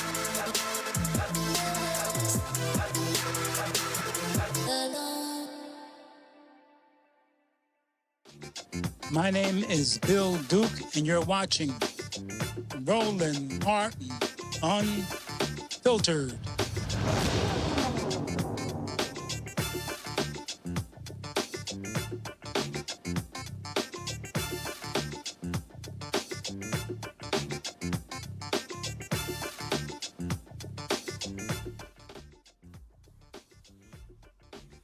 All right, folks, time for Black Star Network headlines with Brittany Noble. A federal judge in Alabama has dismissed a $36 million lawsuit against the city of Mobile and two police officers, Jared Hutto and Christian Devala. This is regarding the 2023 death of John Dallas. Judge Christy DeBose ruled that Officer Devala's use of force was objectively reasonable and that he is entitled to qualified immunity. Dallas died in July of 2023 following a struggle with police at the Plantation Mobile Home Park in Theodore, Alabama, after he was mistaken for a burglary suspect. Police responded to a possible break-in. Police questioned Dallas, which they say matched the description of a burglar suspect, and then got into a physical altercation when he tried to run. During that confrontation, Devala used a taser gun. The court determined that the officer's actions did not violate the Constitution, specifically finding that the 44-second laser drive-stun gun used by Officer Devala was justified under the circumstances. Attorneys for Dallas's family, including Benjamin Crump and others, called the ruling flawed based on the video evidence and announced plans to appeal the decision. A Houston social media influencer is behind bars along with several of his family members, and it comes after they were convicted in a federal fraud case tied to a massive multi-million-dollar Medicaid fraud scheme. Prosecutors say Brandon Sims and several relatives were sentenced after pleading guilty to an operation generating more than $12 million through a fraudulent billing tied to addiction treatment services. They each received combined sentence of more than 14 years in federal prison. Authorities say the group operated Life Touch LLC, a treatment provider based in Kinston and Goldsboro, North Carolina. Investigators say that the business lured Medicaid patients dealing with substance use disorders by offering gift cards and other incentives. Prosecutors say patients were then directed into unnecessary treatment programs and drug screenings, while companies billed Medicaid for services that were not legitimately provided. Historic Black churches granted millions in National Restoration Initiative. The National Trust for Historic Preservation African American Cultural Heritage Action Fund awarded $8.5 million in preservation grants to 33 historically Black churches all across the U.S. This initiative, part of the Preserving Black Churches program, aims to protect these sacred and historic buildings, which are central to the African American experience and have played a significant role in civil rights and community leadership. The grants cover a range of projects, including structural repairs, conservation work, and long-term preservation planning, addressing the maintenance and challenges faced by these institutions. The program supported 170 churches nationwide, with a total of almost $34 million to ensure the preservation of the cultural heritage and legacies.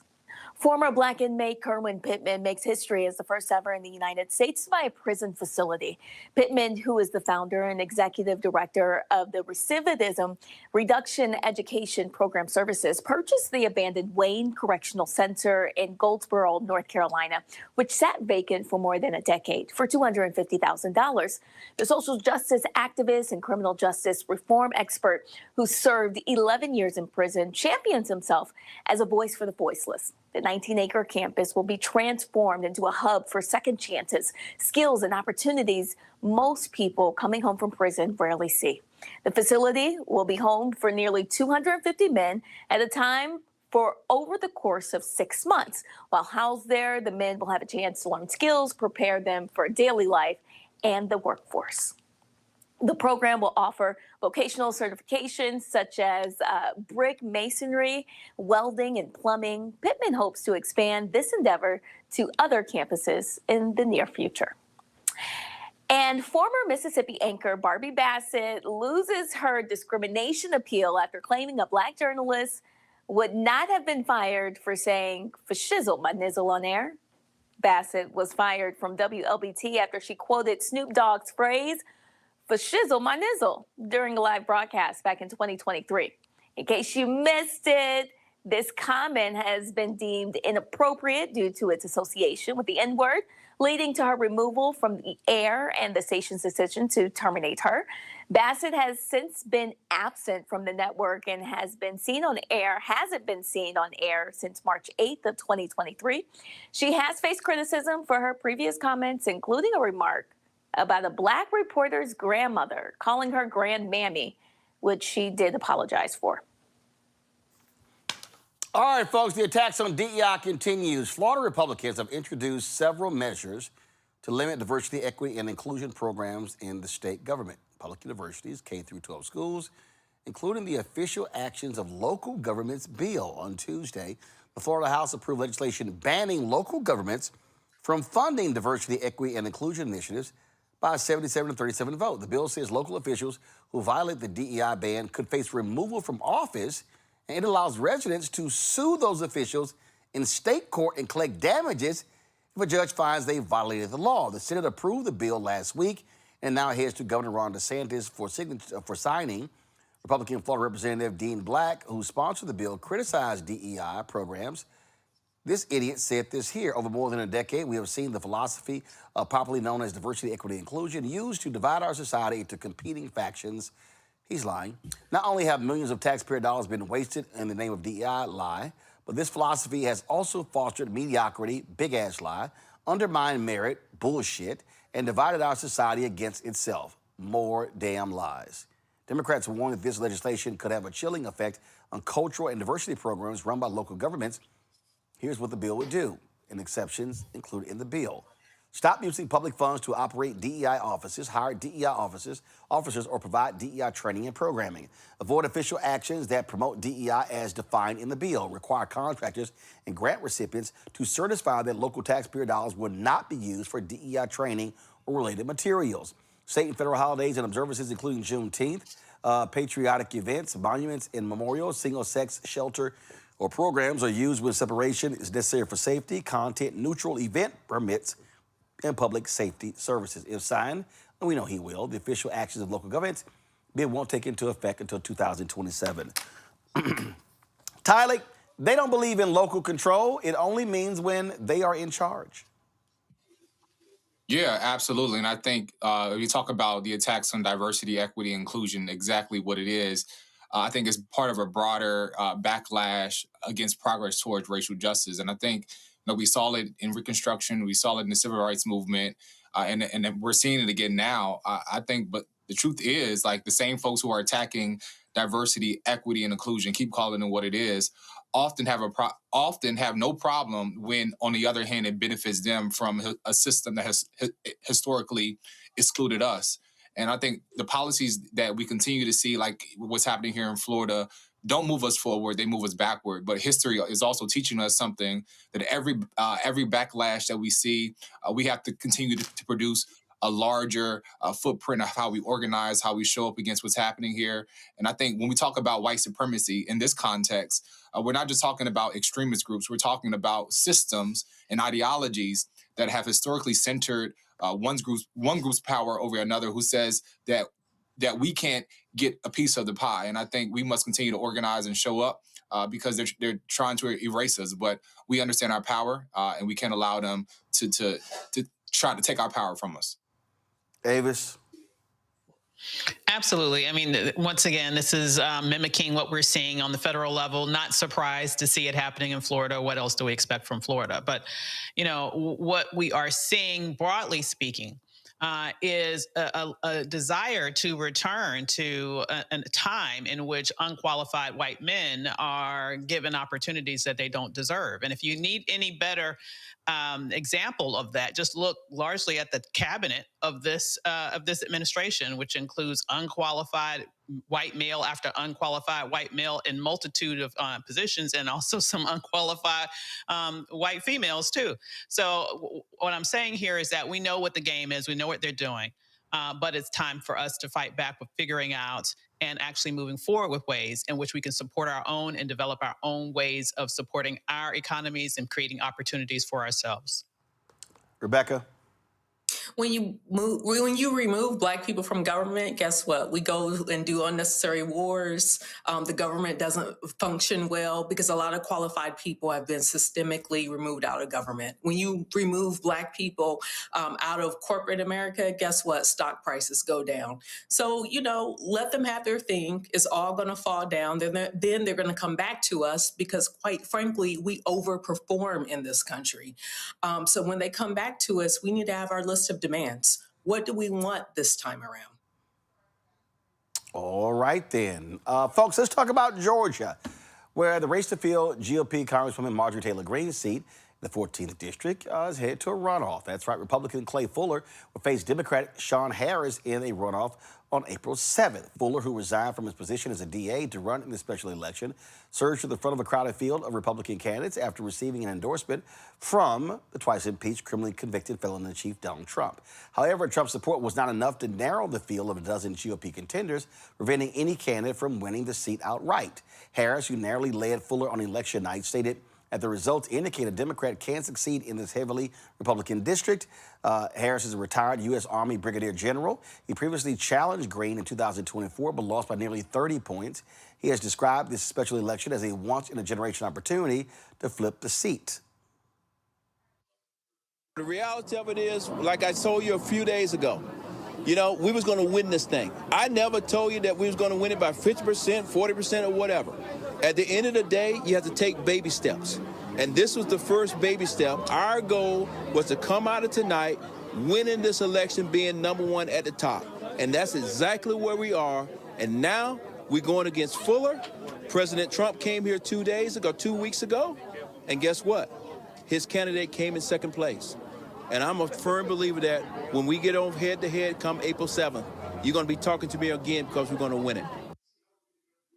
Again, the runoff is scheduled for Tuesday, April 7th. All right, y'all. Y'all remember this woman here? Remember her? Tiffany Henyard? She was mayor of that Chicago suburb, and she came on our show. She was lying. She spent all sorts of money. They had an audit, and they bounced her ass from office. Well, guess what? Tiffany's back. But this time, Tiffany is running as a MAGA Republican in Georgia. Why your eyes getting big like that, Rebecca? Wait a minute. Why your eyes getting... She's in Georgia? Oh, no. She has signed up to run for the Fulton County Commission as a Republican in District 5. Check this out. In this story here, it says Gillespie pointed out that Henyard lost her mayoral seat in February 2025 and quickly registered to vote here in Georgia. She registered to vote here in Georgia on February 27th. Now, it's an overwhelmingly Democratic district, but she's running as a MAGA Republican. And Gillespie said, listen, I'm known in the community, and this person is a newcomer, yet who hasn't earned the trust to be able to, run credibly for this office. Article says the judge recently ruled that Henyard has to pay $10,000 in unpaid rent in Illinois. So she now wants to bring that madness, Rebecca, to Fulton County. Oh, I love this. That fraud to black MAGA pipeline, that's strong. So I'm so excited about this. I had no idea. I didn't see this in the producer's notes. Oh, I'm about to call a bunch of people in Fulton County tonight. I'm sure that joke of an individual, Vernon Jones, is sitting here excited to have her presence there, Avis. Well, just to carry on the thought here, frauds of a feather flock together. I mean, I'm not surprised that she was drawn to the MAGA end of the spectrum. And what's going to be really funny is I think she's going to be embraced. I mean, this is a cohort of folks who seem to enjoy lies and scandals and people who break the law for various different reasons. So she'll probably be embraced by her little cohort. But I don't think the broader population of Fulton County will be very welcoming of her. Tyleek, don't be surprised if she lands a speaking slot at the 2028 Republican National Convention. Oh yeah, they're excited to have her. As I said before, birds of a feather flock together, and she's a bird, and the bird has found her flock. I just sit here. I just sit here, and I'm telling you, if you want to be a grifter, the best place to be, the best person to be, is a black Republican, because oh my, you can have a grand time grifting. Speaking of grifting, yesterday we talked about this black Republican in Virginia who has been running these. Who sent these mailers out, okay, regarding voting in the April 21st redistricting deal. And he got busted because he was like, oh, this is about Jim Crow, this is about Jim Crow. And I thought that was quite kind of interesting that they were pushing that out. And then all of a sudden I sat here and I was going through,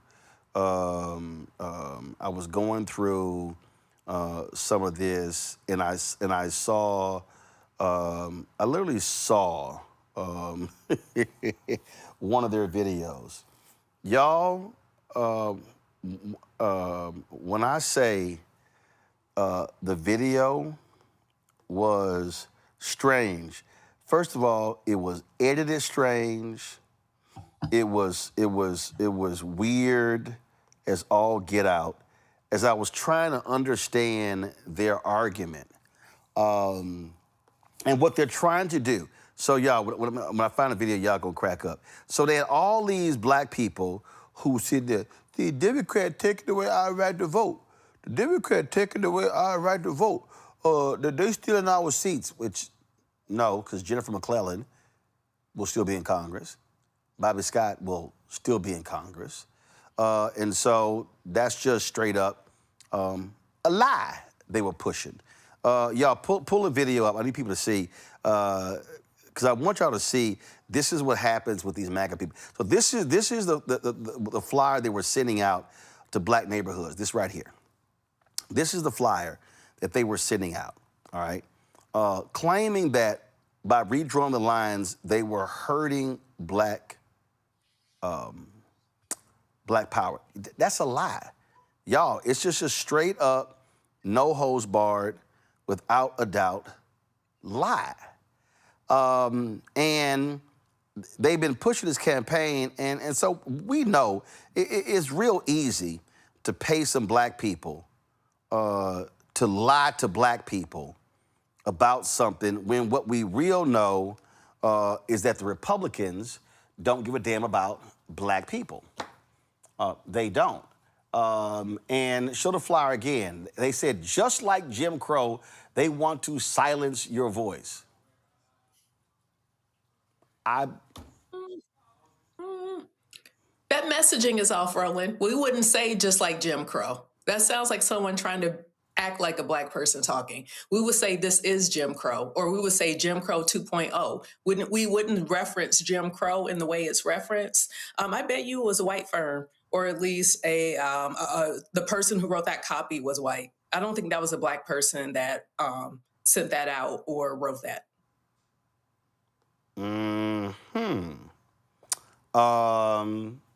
What say you, Tyler? Well, of course, we want folks to vote yes on this. And as we look at the person who is definitely behind this is the only Black man who lost his election. And I encourage you to look up who that is. And, you know, they're trying to use our community at their advantage to continue to disadvantage us. And I encourage folks to not get lost in the sauce. Always verify. And you know, do your due diligence in ensuring that your neighbors and your folks in your community know about what they are trying to do in Virginia. And I will continue to encourage folks to vote yes on this when this comes down the pipeline. Avis. Not surprising, unfortunately. I mean, we know that Republicans oftentimes do very, very unscrupulous activities around election targeting the Black community. There can be lies on flyers. They call people, tell them the wrong day to go and vote. I mean, there's all sorts of nefarious actions that they have known to do over the past years. And so I'm hoping that the Democratic Party has a nice response to this, a well-organized response to this, a way to really make sure that people are aware of the reality of the situation and are very aggressively letting the Black community know about it. Because unfortunately, it's horrible. It's just horrible to see someone leverage our suffering and our history with lies and twisted lies for their political benefit. But we have to know this is who we're fighting against, and we have to be ready to go blow for blow. In fact, so I need a 2-box. Put me in the 2-box. So I want to play for y'all this hilariously edited video of these folks. Listen to it. Put my iPad in the box. Come on. Because I don't want to play this where it looks like it's a commercial. So give me a 2-box. Okay. All right, here we go. Watch this, y'all. If y'all want to laugh, let's watch this. We've seen this before. They count our bodies for representation. But pass sham laws to silence our voices. They'll let us on the bus, but tell us where to sit. They tell us, be quiet. Tell us to stay in the back. In the back. In the back. In the back. In the back. In the back of the bus. But we didn't fight to sit down. We didn't stand up just to be silenced. We fought to be heard. To have our voices counted. To have our votes counted. To choose leaders who answer to us. Now, they want our numbers. But not our voices. They want our presence. But not our power. They're so bold in their lies that they call it fair when they silence us. But we will not sit down. We will not be silent. We will never. Never. Never. Not ever again. Not ever again. Vote no. Vote no. Vote no. On April 21st. Vote no. Vote no on April 21st.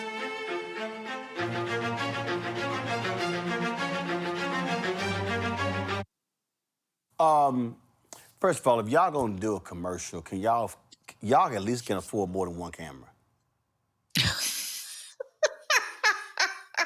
And the lighting. And if y'all gonna, Are they real people? You know what? They look like AI. You know what? And let me help y'all out. So let me help y'all out. See, I ain't gonna have to do this here. But y'all go to my iPad. Go on. Y'all see this here? Now let me explain something, y'all. What in the world? Let me explain something, y'all.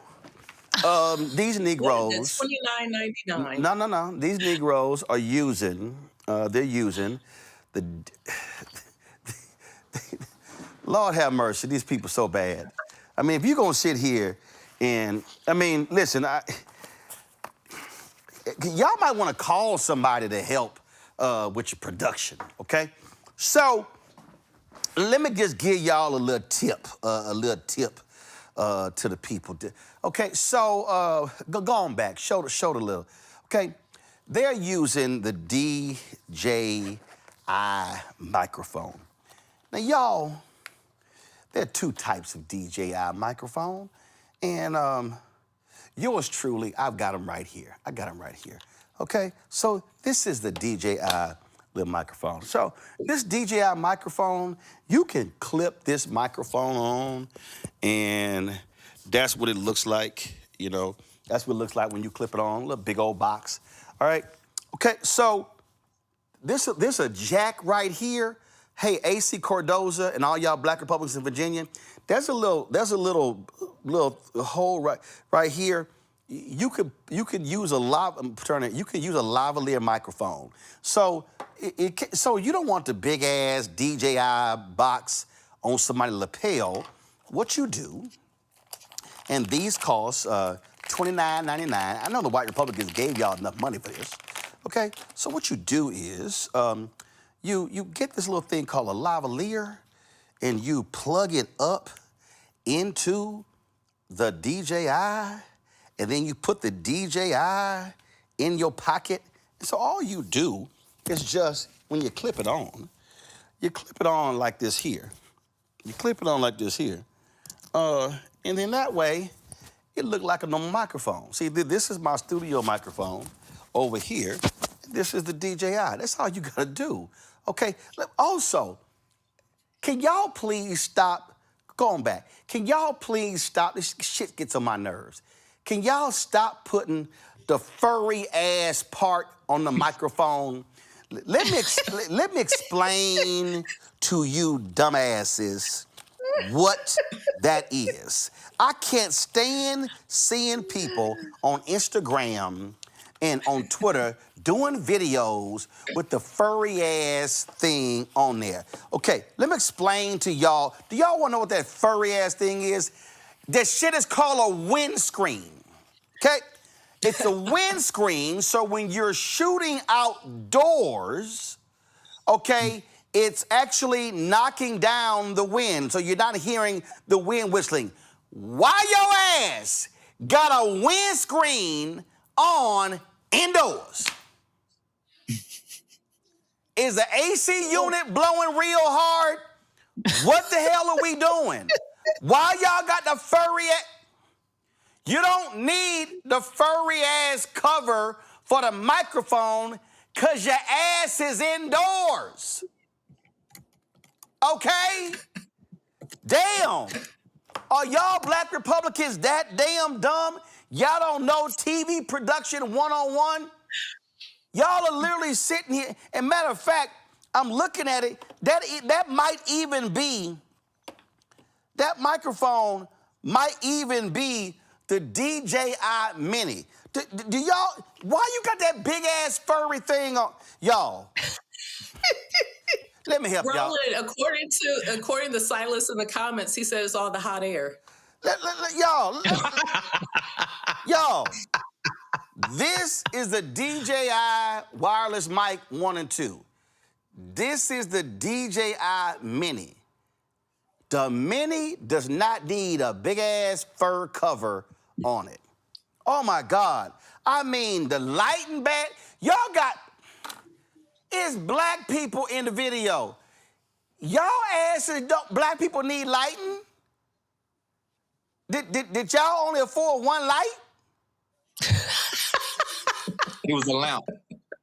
Right. Took the lamp shade off. They took the shade off. And they tilted the lamp. So, I mean, look, y'all, this is awful. This is just awful.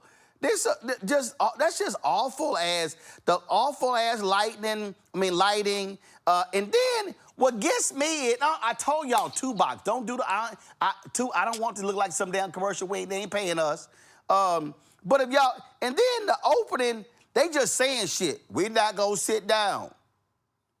We gonna stand while up. they're sitting down. While sitting down, exactly. They count our bodies. They tell us where to sit. Hold on. They tell us to be quiet. They tell us to sit in the back. In the back. In the back. In the back of the bus. But we didn't fight to sit down. We didn't stand up to be silenced. We fought to have our voices counted. They ain't explain what the hell they talking about. They just sitting here just saying, like, I'm telling you, I think Rebecca right. A white political firm probably went, okay, here are some great phrases that the Negroes say.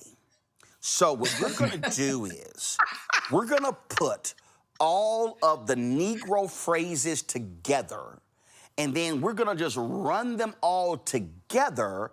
Can we make it sound like a rap? No, we can't do that. Okay, no, we can't do that. So we're gonna put all of the Negro phrases together. And or what they, you know what I think they probably did? They probably put this shit through ChatGPT. And ChatGPT kicked out Negro phrases. We not in the back. We not gonna sit down. We not going to the back of the bus. They are stealing our voices. We wanted to sit down in the back of. We wanted to sit down on the bus, though, right? It don't even make sense. Look at this. To choose leaders who answer to us. Now they want our numbers, but not our. Matter of fact, that shit. What did she say? They want our numbers, but not our power.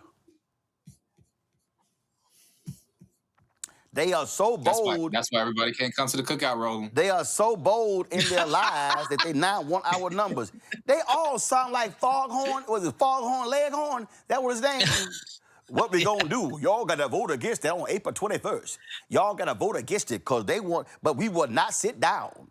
Look at this. We will not be silent. We will never. This is a hostage video. I mean, look at this video. They held these Negroes hostage. I think they sat here and said... That dude got the Tyrone Biggums hat on. The dude with the orange hat, he looks like Tyrone Biggums. Right. Look at her. We never again. Not ever again. No, never, ever. Not ever, never, never. No, vote no. Vote no, vote no. What you vote no for? I don't know. Negro, just vote no. Vote no on April 21st. What we vote no for? I don't know. Hell, we just said the white folks that paid us to tell y'all Negroes just to vote no. That's right. Look at this here. Vote no for the redistricting plan this April 21st. Just vote no. Please vote no. Because you know why? Because they told us. Look at this here, y'all. Look at this right here. It's like, look at this. They count our bodies for representation, but we've seen this before. So they passed sham laws. What, is this like the 3/5 compromise? I don't even know what these Negroes talking about. They'll let us on the bus, but tell us where to sit. What we got assigned seating now? That's what we. My Lord. Yo, that's how. Let me tell you something. Hey, white Republicans, if y'all paid for the production, look at this shot right here. How your ass got more lighting on the wall than on your face? I see more lighting on his head. They are bouncing light off of his head. Yes, they are. They are bouncing. And that beautiful melanated man deserved better. I mean, he literally got more light on his bald ass head than he does on his face. Okay, they clearly. Who daddy is that? Who daddy is that? Do we know any of these people for real? Y'all, let me help y'all out, y'all. It's they call it basic 3-point light. You know what that is? A light in the middle, a light on the side, a light on the side. Because, see, the light in the middle is hitting your face. And then all of a sudden, matter of fact, Anthony, can you turn the side light down? Let me show these Negroes how they all could. See, y'all, right there. See, give me this one, turn this one off right here. Okay, so y'all, this is a single light in front of me. So now turn on that light over here. Okay, that light's now hitting this side of my face. Turn on that light. That light's hitting this side of my face. None of you Negroes went to lighting school. Y'all got the wall lit. in the top of his head as opposed to his face.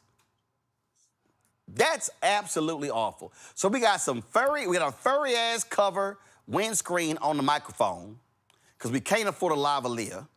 We indoors, we got bad lighting, we got bad writing, and we got bad policy.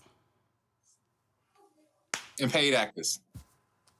Matter of fact, if they paid actors, they need to quit acting because that's some badass acting. They not gonna let us off the bus. Hold up, what's my line again? They told us to sit down. Did I get that right? They told us to sit down. Got my line right? They literally they just strung together a bunch of phrases. I'm telling you, their chat GPT said, go to Dr. King's speech and give me all of the black applause lines. Somebody in the comments said, only eyes and teeth showing. Y'all, this is, this bad. This bad. And then hold up, let's see. What this say? Oh, and look at this Negro. Guns save lives. Okay, he got this. My Lord. He got this bright ass cap on. First of all, you look like a damn fool with that bright ass cap on. And then Roland, he looks like Tyrone Biggums from the sketch from the Dave Chappelle sketch. Oh my God. I'm just sitting here. I don't even understand what I'm looking at, y'all. I'm just looking at, oh my God, what we gonna do here? That's right. And I just want to show y'all something. See, this is what happened when you only got one camera.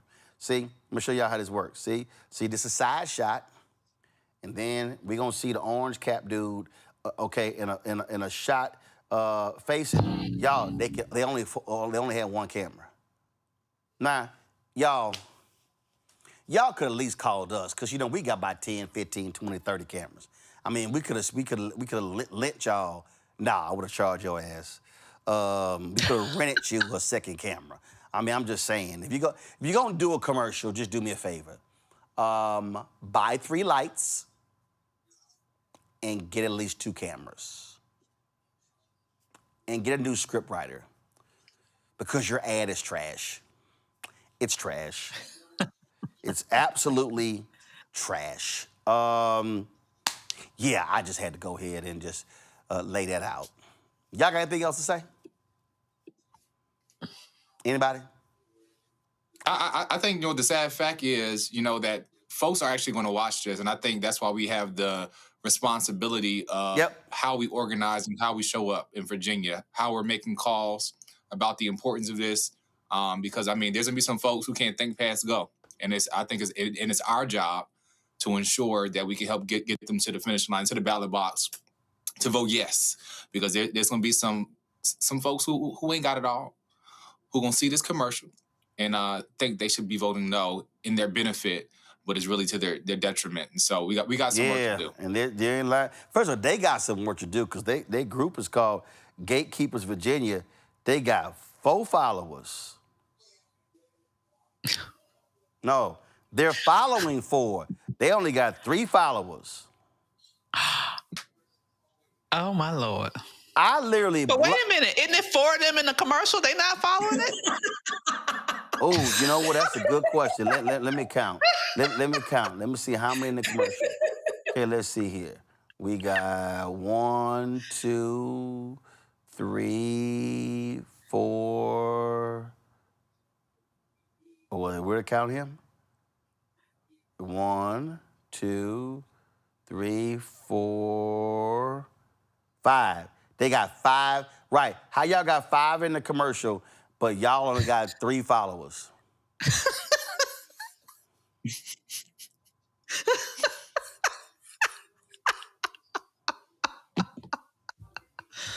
Lord have mercy. My only other comment is, we shall overcome someday. I bet you not. Now one of these Negroes know even the first verse to lift up your voice and sing. No. Absolutely not. We know they don't know all 3, but they don't even know the first verse. They probably don't even know you're supposed to stand up when they come on. Okay, I'm done. Virginia, vote yes on April 21st. Please, because I don't want that. That's probably the most views they got of a video ever. Ever. Yeah, we ain't going to the back of the bus, but y'all can throw that ragged-ass video under the bus and roll over it, throw it in reverse, and roll back, and then pull forward again. That's how I feel about that ragged-ass video. But guess what? Great job lighting the wall. The wall looked great. It looked great. Shout out to the barber, too. The barber did an amazing job, I must say. He got no hair. Shined it up good. Shined it up. Okay, I'm done with them. Avis, Tyler, Rebecca, I appreciate it. Thank you so very much. Folks, that is it for us. Do y'all see why y'all need Roland Martin Unfiltered and the Black Star Network? And here's the other deal, y'all. So I got this shirt. I got it online. It's called I Am Black History. And I know it's March. Because, see, we don't do Black History only in February. Matter of fact, we ain't spend no time on Black History. I mean, listen, I appreciate Black History Month. I support Black History Month. But we do black people 365, 7 days a week. That's what we do. We center about black people. We talk about black people. We support black people. We call out black people. We do all of it. And so we want y'all support. First of all, if y'all watch it on YouTube, it's a whole bunch of y'all sitting here riding dirty. Y'all need to be hitting that doggone, like button, okay? I don't know why we ain't sitting here with 2,000 likes. I mean, I don't understand what y'all doing, okay? So do me a favor and hit the doggone like button. All right, folks, that's it for us. If you want to support the work that we do, join our Bring the Funk fan club. Right here, you want to contribute via Cash App, use the Stripe QR code. You see it right here. That's also for credit cards. Checks and money order, make it payable to Roland Martin Unfiltered. P.O. Box 57196, Washington, D.C., 20037 0196. PayPal, R Martin Unfiltered, Venmo, RM Unfiltered, Zelle, Roland at RolandSMartin.com.